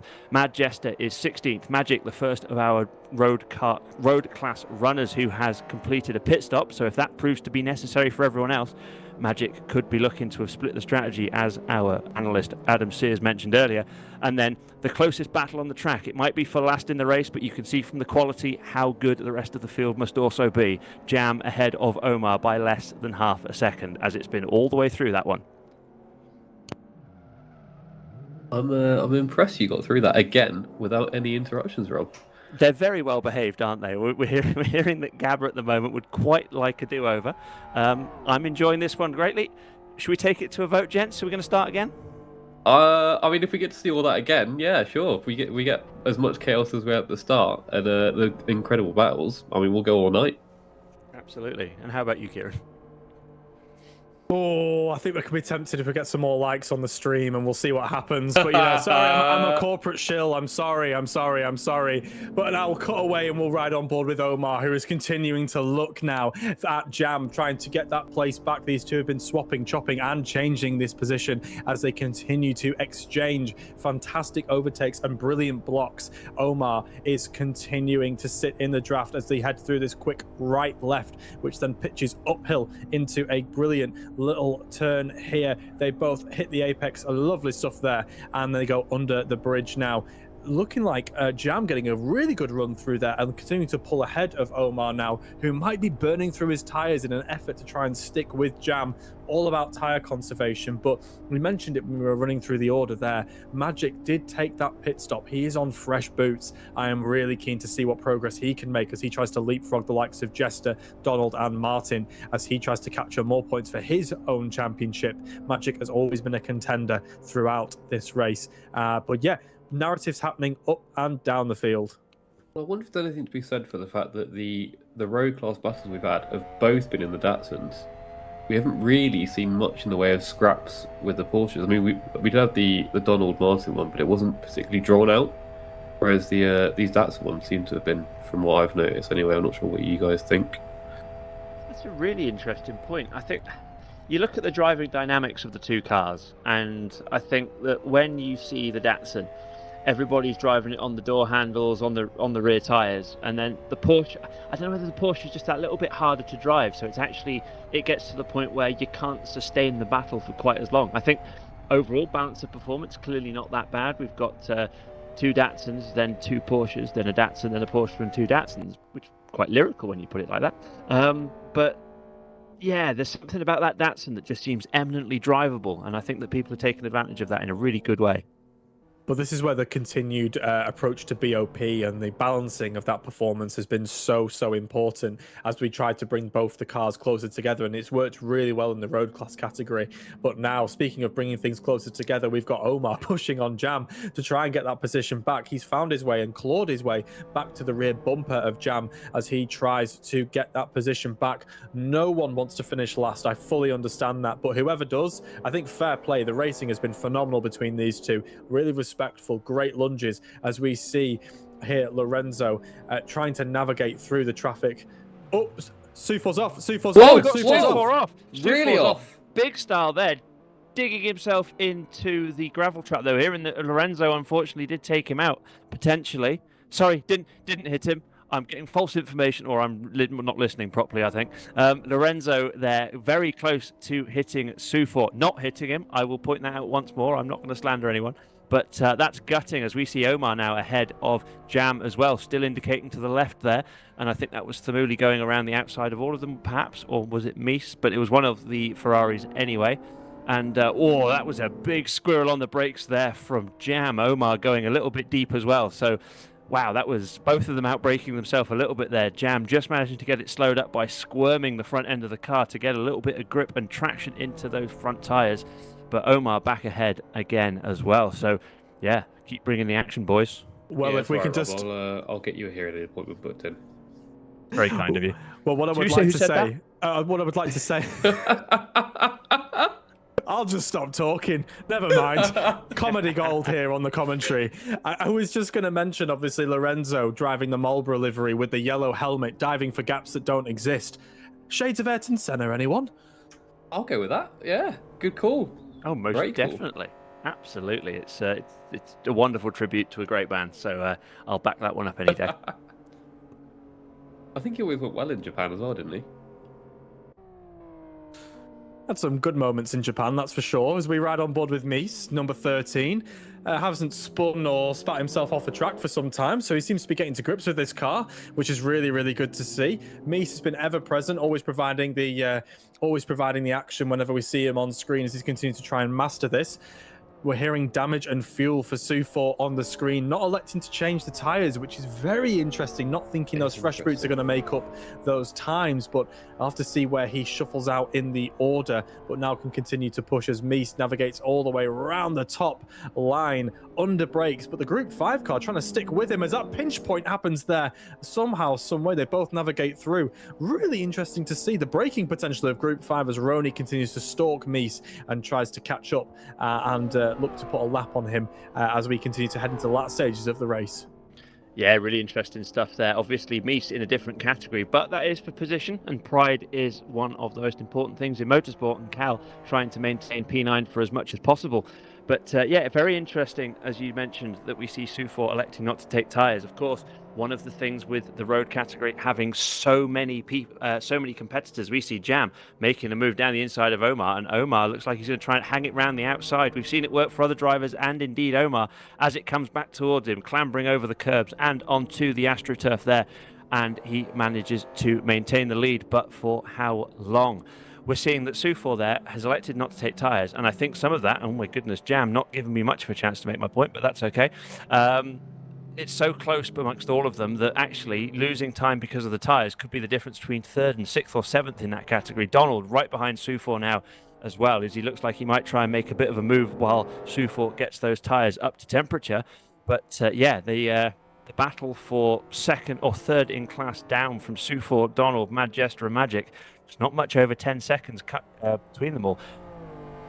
Sufor does not have much time to make up those 12-second deficit to Martin to try and reclaim that position back. That's one of the narratives we now need to follow. Sufor electing to pit, take the fuel, fix the damage. Can he find those 12 seconds, remake that position, find himself back in P13 and 2nd overall in category? That way, nothing lost, nothing gained. But at the moment, he's losing points, which affects his championship, which is oh so close in the road class. As we have Roney trying to hang on to this as much as he can. Go ahead, Adam. Yeah, so I'm a little bit of a pessimist, but I do worry that wasn't necessarily the most strategic or intentional decisions. I worry that that might have just been a byproduct of the way that things are handled in this series. When you set fuel for pits, you just sort of set a amount to put in when you pit. Tires is done based on wear. So I do worry that maybe this might have been set up as I'll put this much, I'll change tires when it gets to this wear, which will be at this point when I want to pit, as an example. He's come in before that, the tires aren't as worn as he's set, and he hasn't changed. So I mean, you can override that, but I mean, how panicked are you when you've got damage and you were in the battle for the lead and you come in? So, yeah.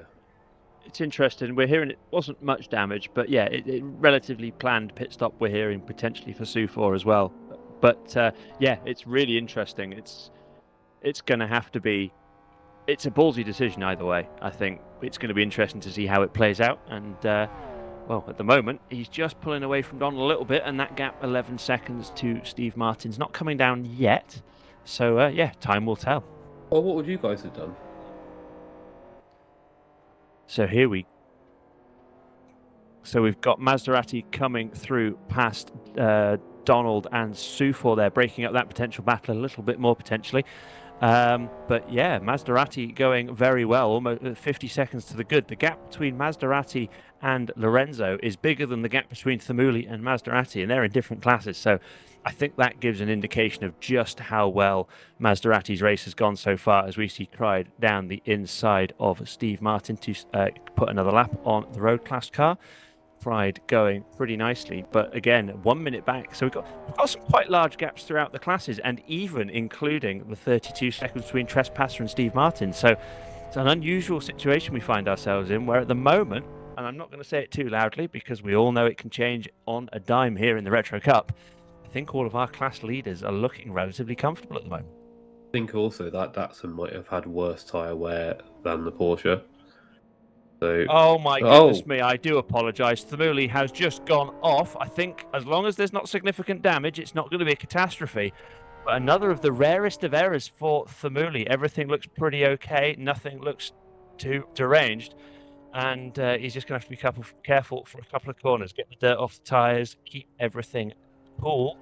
But yeah, well, Kieran really said earlier, mark it on the calendar when Thamuli came out of the pits on cold tyres and went off. It's happened again, and that's warm tyres and quite far into the race. So, yes, very strange. Interesting. Sorry there, Rob. It's just interesting that it's happening without much pressure being applied either. I mean, dare I say, is it a bit of boredom setting in? Is it just the monotony of it? And I'm hearing Steve Martin is off from second place in the road class category. He's had contact with the tyres as well. This is huge for the championship. Su4 is going to find himself with a much smaller gap, much less work to do. And I'm hearing Hermani is off as well. They're all spitting off one by one. What is going on here? We look away for just one moment, we comment on how it's calming down, and then 3 vehicles decide to all spit it off the track in one big go. Okay, come on, guys. We had a moment to breathe. Don't bring our heart rates back down again. That was unbelievable. Someone just lit the touch paper at the Kyoto ring, and everything's just gone off. I think I might have to blame myself for that one. But wow, unbelievable Roni there going around the outside. If we're not careful, guys, people are going to start accusing us of scripting things. I can't write this well. Sorry to cut across you. Su4 is plummeting down the order. He's P16. He's 5 places down. Yeah, Su4's fallen down the grid. P16 now. He's fallen away. I was expecting him to be overtaking Steve Martin. I've just seen him plummet down the timing towers.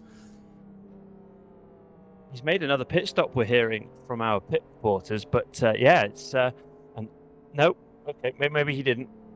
He's taken fuel and damage earlier on. Oh.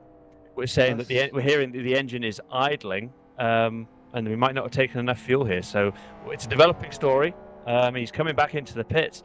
Su4, having made a pit stop for fuel, needs more. This is unbelievable. This is a huge turning point in the championship as well. So gutting for Su4. We are heading to retiring. Oh wow, we are heading to the closing stages of this championship, and we could be seeing the ending of Su4's championship, and he is retiring, and not just retiring, he is exiting. I can't believe it. Su4, one of our main championship contenders, is out. That's insane. I don't know what to make of that. That is unbelievable. Hearing that his hand was hurting, that's catastrophic, really. Well, I mean, Rob, if that was one of your drivers and you were Yeah. We're hearing as well. Sorry to cut across you, Sears. Thamuli is lagging. Our race leader is lagging. I wonder whether This it was is something huge. on my end, stream-wise. But yeah, the race leader is.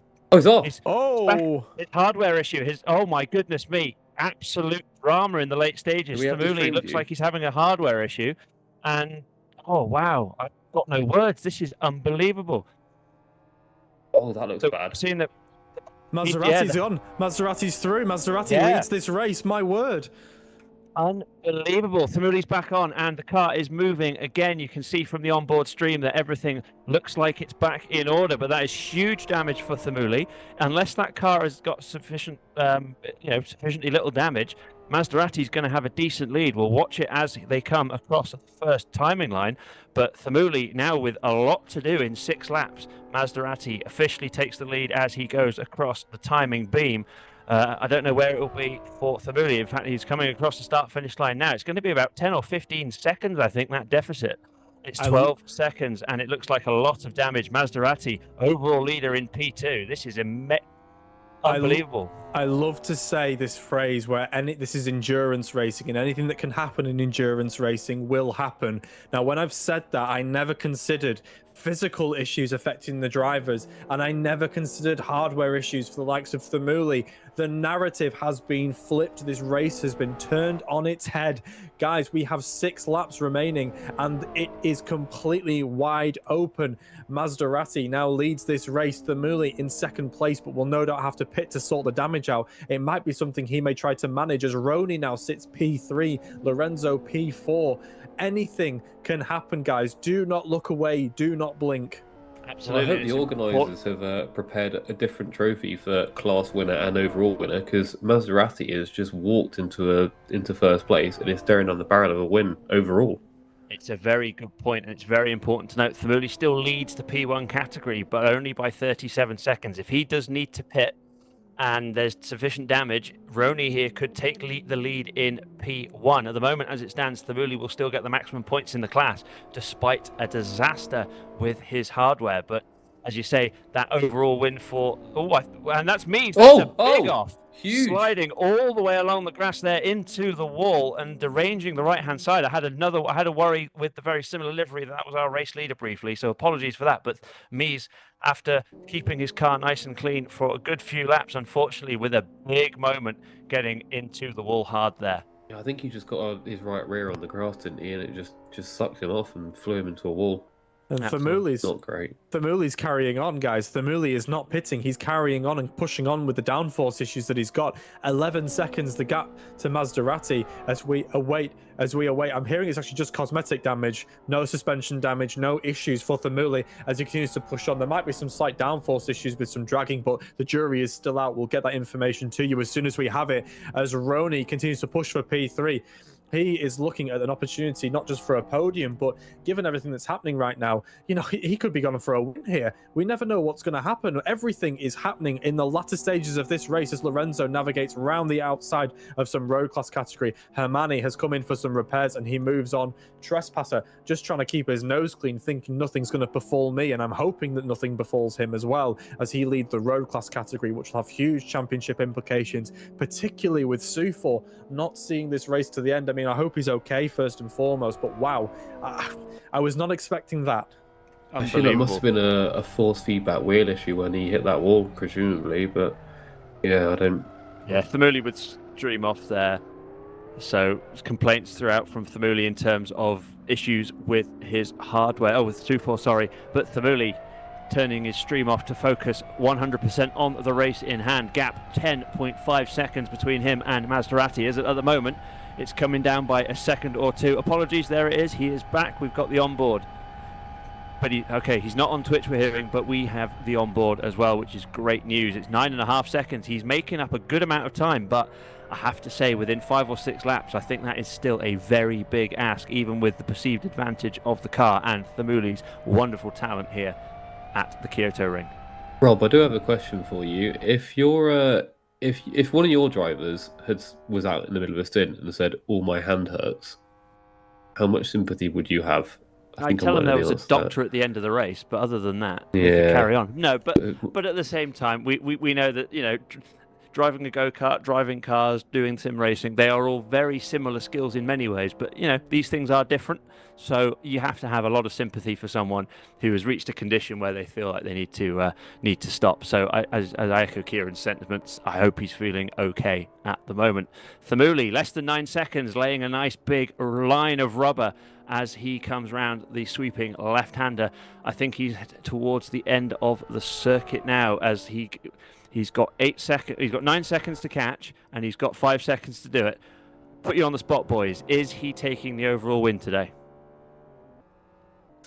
I think it will need the laps of his life here, and he's pushing for everything and more. He's maximizing all of the track, pushing like only Thamuli can.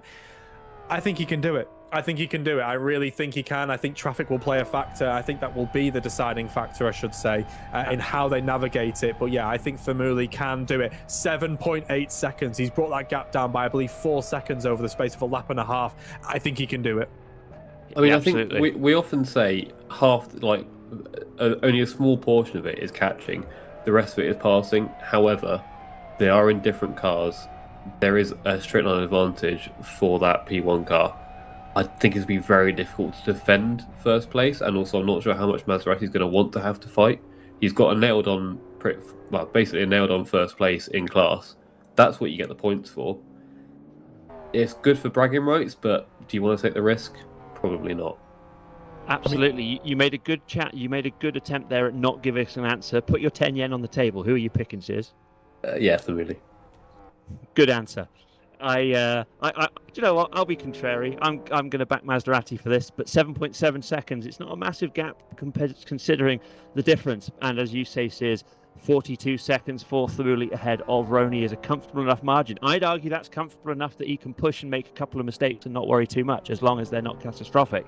But yeah, this is going to be a fascinating conclusion to round 5 of the Retro Cup for this year. I expect Thamuli's probably done with mistakes at this point. He won't want to make any more. He's on the ragged edge. He's on the ragged edge. Look at how much Kirby's taking on entry and exit to these corners. Thamuli is driving like a man possessed. He doesn't know, well, he didn't know until the last round what second place felt like. He certainly doesn't want to feel that again. Thamuli has been so dominant in the opening rounds of this race, and he's had his confidence rocked. It happened at round 3 when Roni led for those laps and off the line. It then happened at round 2 when Gabba beat him in equal machinery, and now it is happening here as he makes that, well, it's not even his error, a victim of circumstance with hardware issues that finds him now in second place. 4 laps to go, 7.5 seconds the gap. Thamuli is hunting Maserati down. This is epic. This is Retro Cup. We love it. Sensational camera work from Mo on the aerial there. Maserati crossing the line, 7 and a bit seconds by the look of it ahead of Thamuli. It's really interesting where they're making the time up. The tight twisty parts in some of the first sector and then throughout sector 2. Probably not favouring Thamuli all that much, but as he gets to open the taps in that P1 car, that's when the gap starts to shrink. But it's only 7.4. I think at the moment, and that's a big mistake. Thamuli leaving quite a lot of his tyres there at the chicane, but he's managed to hold it with aplomb, as you say, Adam, and I think that's going to give Maserati just that little bit of breathing room. And, you know, as we say, Maserati doing everything right. He is driving his own race in his own class. I'm not convinced, if it comes to it, that Maserati is going to turn in on Thamuli if the dive bomb does happen, but winning overall in what's considered to be the secondary class would be quite the accolade for an imperious Maserati. He's had a fantastic year.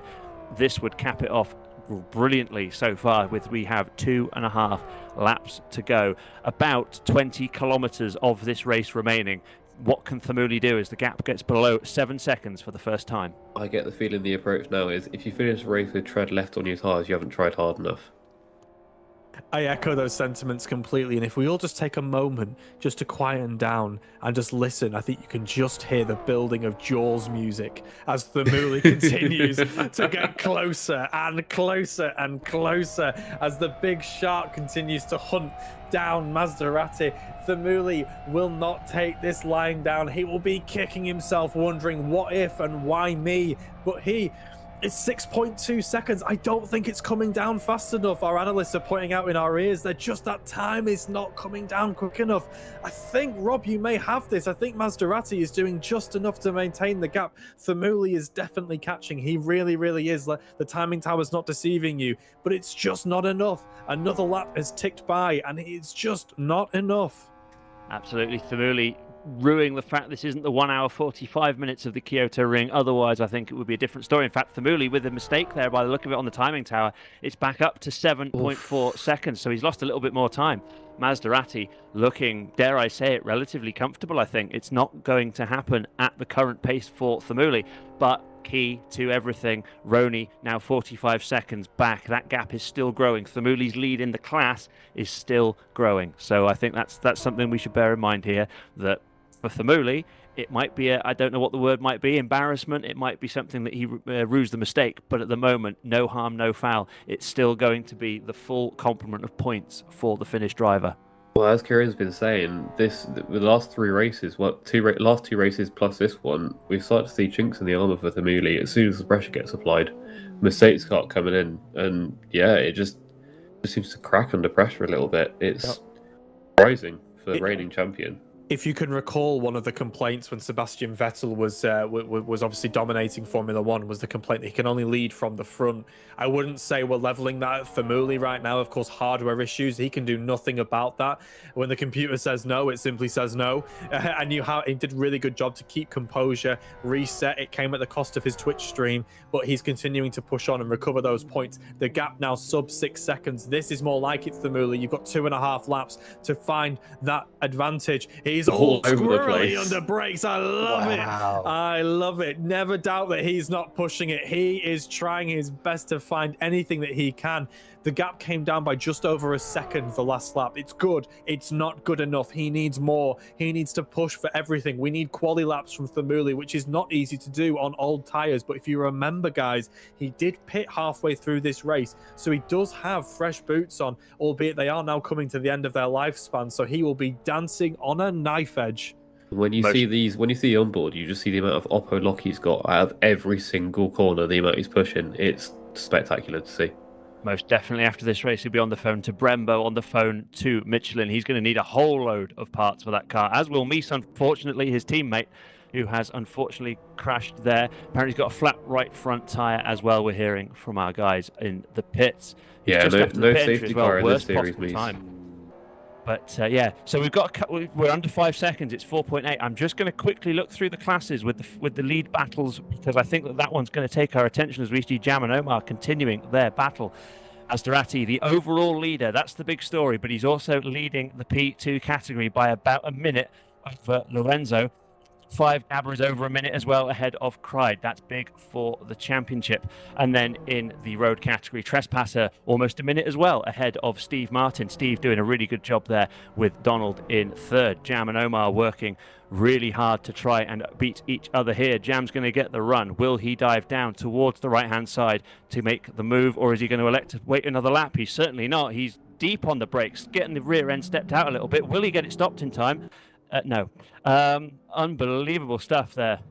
And we've got Omar coming back through, Roni coming through with them as well. But yeah, breathless stuff at the end here, gents. 4.39 seconds for Famuli to take the overall win. Well, I suppose the other challenge for these road class cars when they're calculating their fuel and tyre wear is that, of course, this race they've done about 4 laps less than the leader. So it's not 37 laps for them that they calculate to. That's a real challenge, isn't it? Yeah, because obviously, depending on the pace of the leader, you could quite easily end up with 1 lap more than you needed. So 1 lap less, not a catastrophe. You end up with a bit of fuel, but 1 lap more is the difference between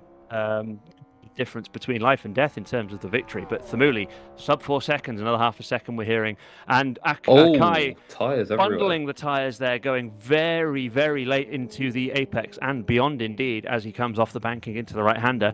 Highwatt getting through past our race leader in the road category, Trespasser. It's 3 seconds flat for Famuli now. It's very close. Mies, we're hearing, is in the gravel as well, but Maserati will start to be feeling drips of sweat down his back, not just from the effort, but from hearing that Famuli is right there, really. We've got about a lap and a half, I make it, and this this one's far from over, and we've got a car backwards there on the outside of that corner. We are at the 3-second mark. We are about to go sub 3 seconds. Maserati, I hate to say it, but here's the Muli. He's throwing him down, and he is hunting him as quick as he can. He'll be in the mirrors now as well, won't he? He is going to be in the mirrors. He's going to be looking at him there. And the thing you've got to consider, guys, is the draft. If the Muli can get that extra second, he will be in the draft of Maserati, at which point the power advantage of the LMP1 car you would expect would carry him through as we head onto the final lap of round 5 here at the Kyoto ring. This is going to be close. Let's see what the gap is over the line. 1.87! Wow. 1.87! Do not look anywhere as we ride on board with Famili as he heads through turn 1. You can see him. The Jaws music is so loud now. I can hear it in the back of my head. He is catching him and catching him. Every horror film analogy you can think of. Famili is the monster and Maserati is the person trying to get away. He is clinging on to this with his fingernails. I would be loving to see if it's a grimace or a grin on the face of Famili, but it was panic on the face of Maserati. Go ahead, Adam. We mentioned we've got traffic coming into play here as well. He won't have any pressure now. All he has to do is chase. It's how can Maserati add to the pressure now? He's got Famili in a faster car right behind him with 1 lap left. We go across the next timing line about here on the track, I believe. That's 0.6 seconds. It's visual. Here we go. In the draft, on the banking. Is he going to dive down to the right-hand side? Maserati elects to defend. It's a fantastic move from Maserati. Can he get it stopped? Indeed he can. It's going to be a strong run from Famili, but Maserati with his car all in the right place. But I think it's only a matter of time now. Famili, with the power of the P1, is about to take the overall lead back from Maserati. He'll feel like it's his rightful place. But Maserati is not letting this up easily. Really wide car from Maserati. I think some of us thought it would all be over now as they head under the underpass. Could be a drag going around the outside. Famili is pushing exceptionally hard. The aero drop, you can see it as we go through this sweeping left-hander. This one's far from a foregone conclusion. Famili coming through here onto the overpass now as well. It's 0.2 seconds. But you can all see that tail is stepping out massively. We've got more traffic in front, as if this battle wasn't close enough. Famili is going to have very little time by the time they get to the next straight. Indeed, it's going to be as they head round with the... Oh my goodness me! Park the bus! No, he's on the grass. He's gone through. Will he get it stopped? Famili with a fantastic overtake. 2 or 3 corners from the end, and Famili heads through the final corners. Unbelievable stuff. Maserati will be gutted, but he needs to remember he's going to take the P2 victory. But Famili, once again, you'd think it was easy, but it's anything but. Famili takes the overall win here in the Kyoto ring. Unbelievable. Less than 1 second separates Famili and Maserati. Unbelievable racing. A wonderful drive once again, recovering from errors or issues outside of his control. Famili by less than a second. What Gentlemen, a race, what do you finish. think? Speechless, stunned silence. I cannot believe what we just witnessed. A race ending for the history books that will go down in Live for Speed. I'll tell my grandkids about that. That was phenomenal. I loved every second of that. I'm gutted for Maserati. I really wanted him to win that. I was screaming for him to park the bus, but these two have delivered in spades. Controversy, drama, but above everything else, fantastic racing. I love this championship. Yeah, Famuli's had a lot of races where he's cleared off at the front. They've added more BOP to that car. He's earned the win through driving and driving fast and being consistent. This time he's earned that win through a proper scrap. He had an issue. He dropped loads of time. He fought back, got it. Last lap, last corner. Crazy. Really unbelievable impressive stuff. Roney taking P2 in the P1 category, ahead of Lorenzo by not a massive margin either. So we had 2 pretty close battles in the end between P1 and P2 cars. Lorenzo taking second in the category. We've got Trespasser on the screen. It was a very, very fraught battle to start with Sufor, but he's come out on top after issues for the other driver. Trespasser through that final chicane, driving and dragging his way just down and he is going to take victory in the road category, and with that, closing up that lead massively in the road championship for this season. We're hearing that we've got Gabba right behind as well, who's going to take the win in the Group 5 category. So we've got Thamuli, Maserati, Gabba, and Trespasser as leaders, winners, in each of the categories. But wow, what a race, gentlemen! What a race! Yeah, Trespasser. I think I need to make some better notes, and I hope he won't get offended by this. But he seems to have either end up on his roof, or end up in P1. That seems to be the duality. The duality of man, yes. We're hearing that Gabba, with that victory, is now 1 point behind in the Group 5 category. So these championships really hotting up as we head into the business end of the season. We've got 3 races to go after this, and where do we go from here? Like, how can you top a race like that? And we've said that so many times this year. We've said it every race. Every single race we say, how can it get better than that? And the next race, it does. So don't miss 2 weeks' time. Apologies, we've got 2 rounds left. I'm just counting the extra long one at the end as extras. Trespasser leads the road class by 14 points as well.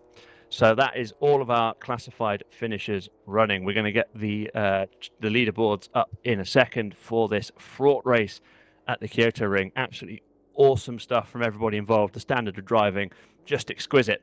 But it's we've got Thamuli there. I think that was the qualifying results. I do apologise. But yeah, absolutely great racing from everybody involved. Driver of the day while we wait, gents. I'll start with you, Kieran. Oh, that's mean. That is unbelievable, and I've been caught completely off guard. I am going to go with Gabba.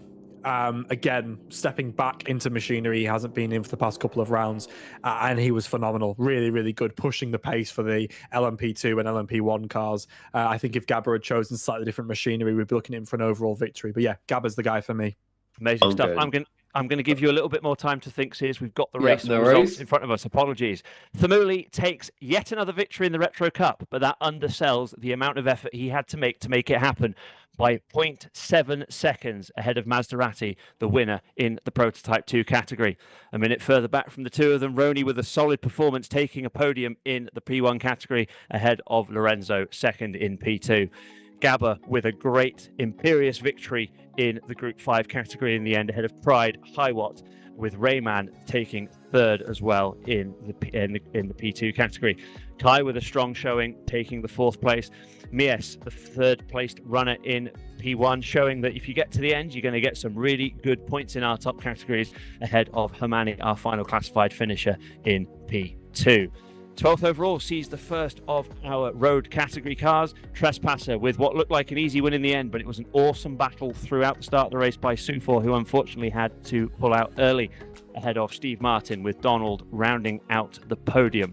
Mad Jester, Magic, Omar, Jam, and then Sufor round out our classified finishers. In fact, apologies, Sufor was the first of our non-classified finishers, ahead of Kapal in 20th. Rounding out the final 2 positions there, Unite and Twin Cam, unfortunately both having issues early on, but with proving that they had the pace in qualifying and beyond. So hopefully we'll see them come back stronger at round 6. Yeah, I think Twin was off his wheels on that start, and it's a shame he didn't rejoin and try and get some points. But yeah, very unfortunate for him. But yeah, so for me, driver of the day, I think it's Trespasser for that incredible battle with Sufor at the start. Came out on top, made a little bit of a gap, and then just kept it composed with all the traffic and everything, and managed to keep it on the road. Took the win in dominant fashion. Really impressed with that one. Rob's taking a deep pause as he tries to think and scramble for who his driver of the day is. We won't be criticised for not being able to pick one. Everyone was amazing today. Absolutely. What I was trying to do was work out how to unmute a microphone, so I do apologise. But Maserati is my driver of the day. I think he didn't quite get the overall win, but it's just testament to how good he was. He was in that position in the P2 car. So absolutely awesome stuff. And I think with that, gents, unless you've got anything to say, I reckon we hand it back over to our esteemed leader, Pete, to round us off. Yeah, I think a break could be helpful right now after that one. Absolutely. Well, there's no rest for the wicked, gents, because you are in fact about to have an interview even better. with Trespasser. He's come to say hello to you. Would you like to speak to him now? Excellent stuff. Absolutely. I think, Sears, you get to ask the first question as he's your Oh, driver well, today. that's mean. I know, I'm good at this, aren't I? Good evening, Trespasser. Hello.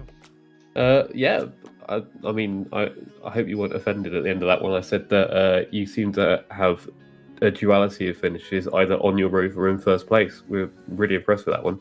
How was With road your, class, yes. How was your battle at the first half of that race? Good, it was fun. So far, most likely run a bit higher pressure, so he had pace early on, so my job was just hold him off. So I somehow managed that, but then he started to do mistakes, and I'm not even sure what happened to him.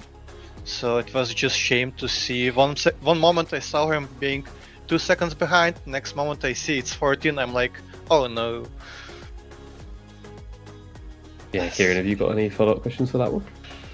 Yeah, I think obviously it was a real shame what happened to Su4. We were enjoying the battle a lot, and I was comparing it to sort of like the Russian ballet. You both were so in sync, and you were giving yourself such great room. It was amazing to watch.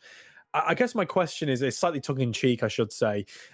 We obviously know there's great respect within this community and with the drivers and so on, but at some point, after about 5 laps of being side by side with each other, you're not just tempted to just move slightly over, just push him slightly wide just to secure that position? Or again, are you enjoying the battle as much as we are watching it?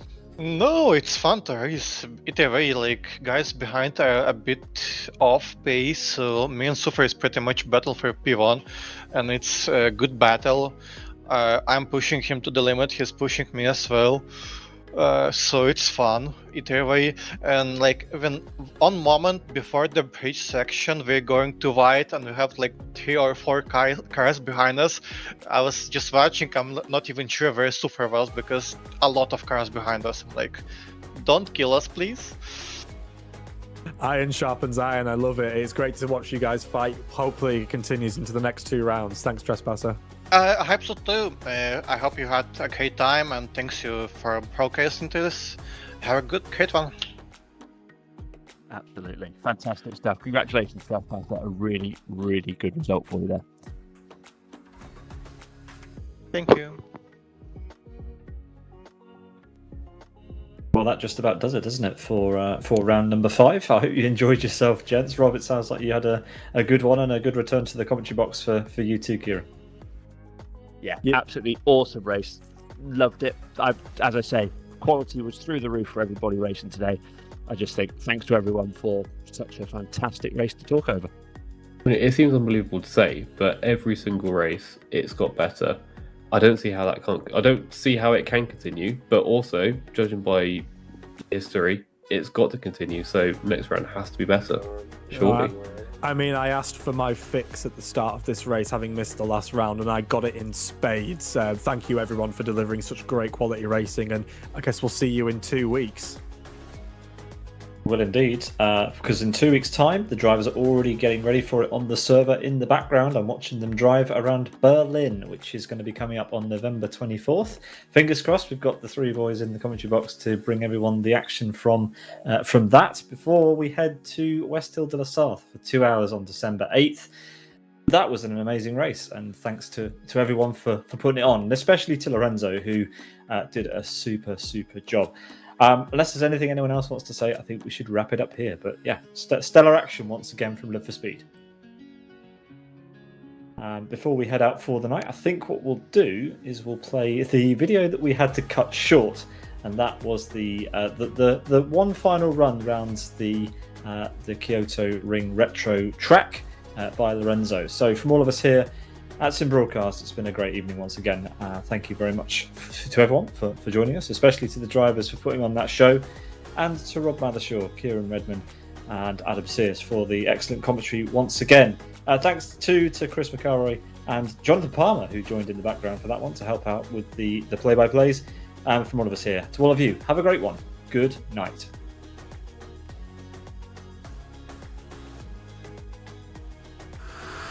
Konnichiwa, and here we go.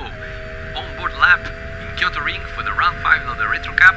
Here we go, in the main straight of the track, up to 270 kph into a very fast right-hander corner. It's important to place the car in the perfect way here to approach this very complex sequence of corners. We jump on the curbs and we aim for the final curb here and flat out into this another very fast section of fast kings, another very long corner which leads into a very tricky and big braking zone here. We brake at the 75 meter mark down to second gear into this tricky right-hander hairpin. Here we go, Tokyo drifting out of the corner and flat out into this very fast section. This is the back straight, and here we go, full gas here, up to 6th gear, jumping onto the curbs into this very fast kink, which leads into the oval section. It's a very spectacular section here, and here we go, approaching the next big braking zone of the track. Very tricky here to get the braking right and to not overshoot the corner. We try to avoid the grass here into this very long, never-ending right-hander corner, which leads into the Yokohama Bridge here, flat out for another sequence of super fast corners into the classic Kyoto ring layout. This particular section will be especially demanding for the front tires. You'll need to manage the tires all the way throughout the race to reach the checkered flag without many pit stops. Here we go, another fast, long left-hander corner into another right-hander corner. These are all very long corners. You need to set up the cars in the right way to approach this kind of long, never-ending corners. Here we go into another big braking zone and another good overtaking opportunity here. It's a little banked corner, so it allows for more multiple lines. And here we go, in the back straight section, you see retro bales all over the track, and this will make even the simpler section a little bit tricky, a little bit dangerous, like we want in Retro Cup. And here we go in the penultimate sequence of corner. It's a fast right-hander here, 4th gear right-hander. We almost touch the bales and the tires on the inside here into this final chicane and flat out again into the main straight of Kyoto Ring Retro. This is a very technical track, super demanding on the front tires. You need good tire management and all your endurance driver skills to reach the end in a good position. Back to you in the commentary box.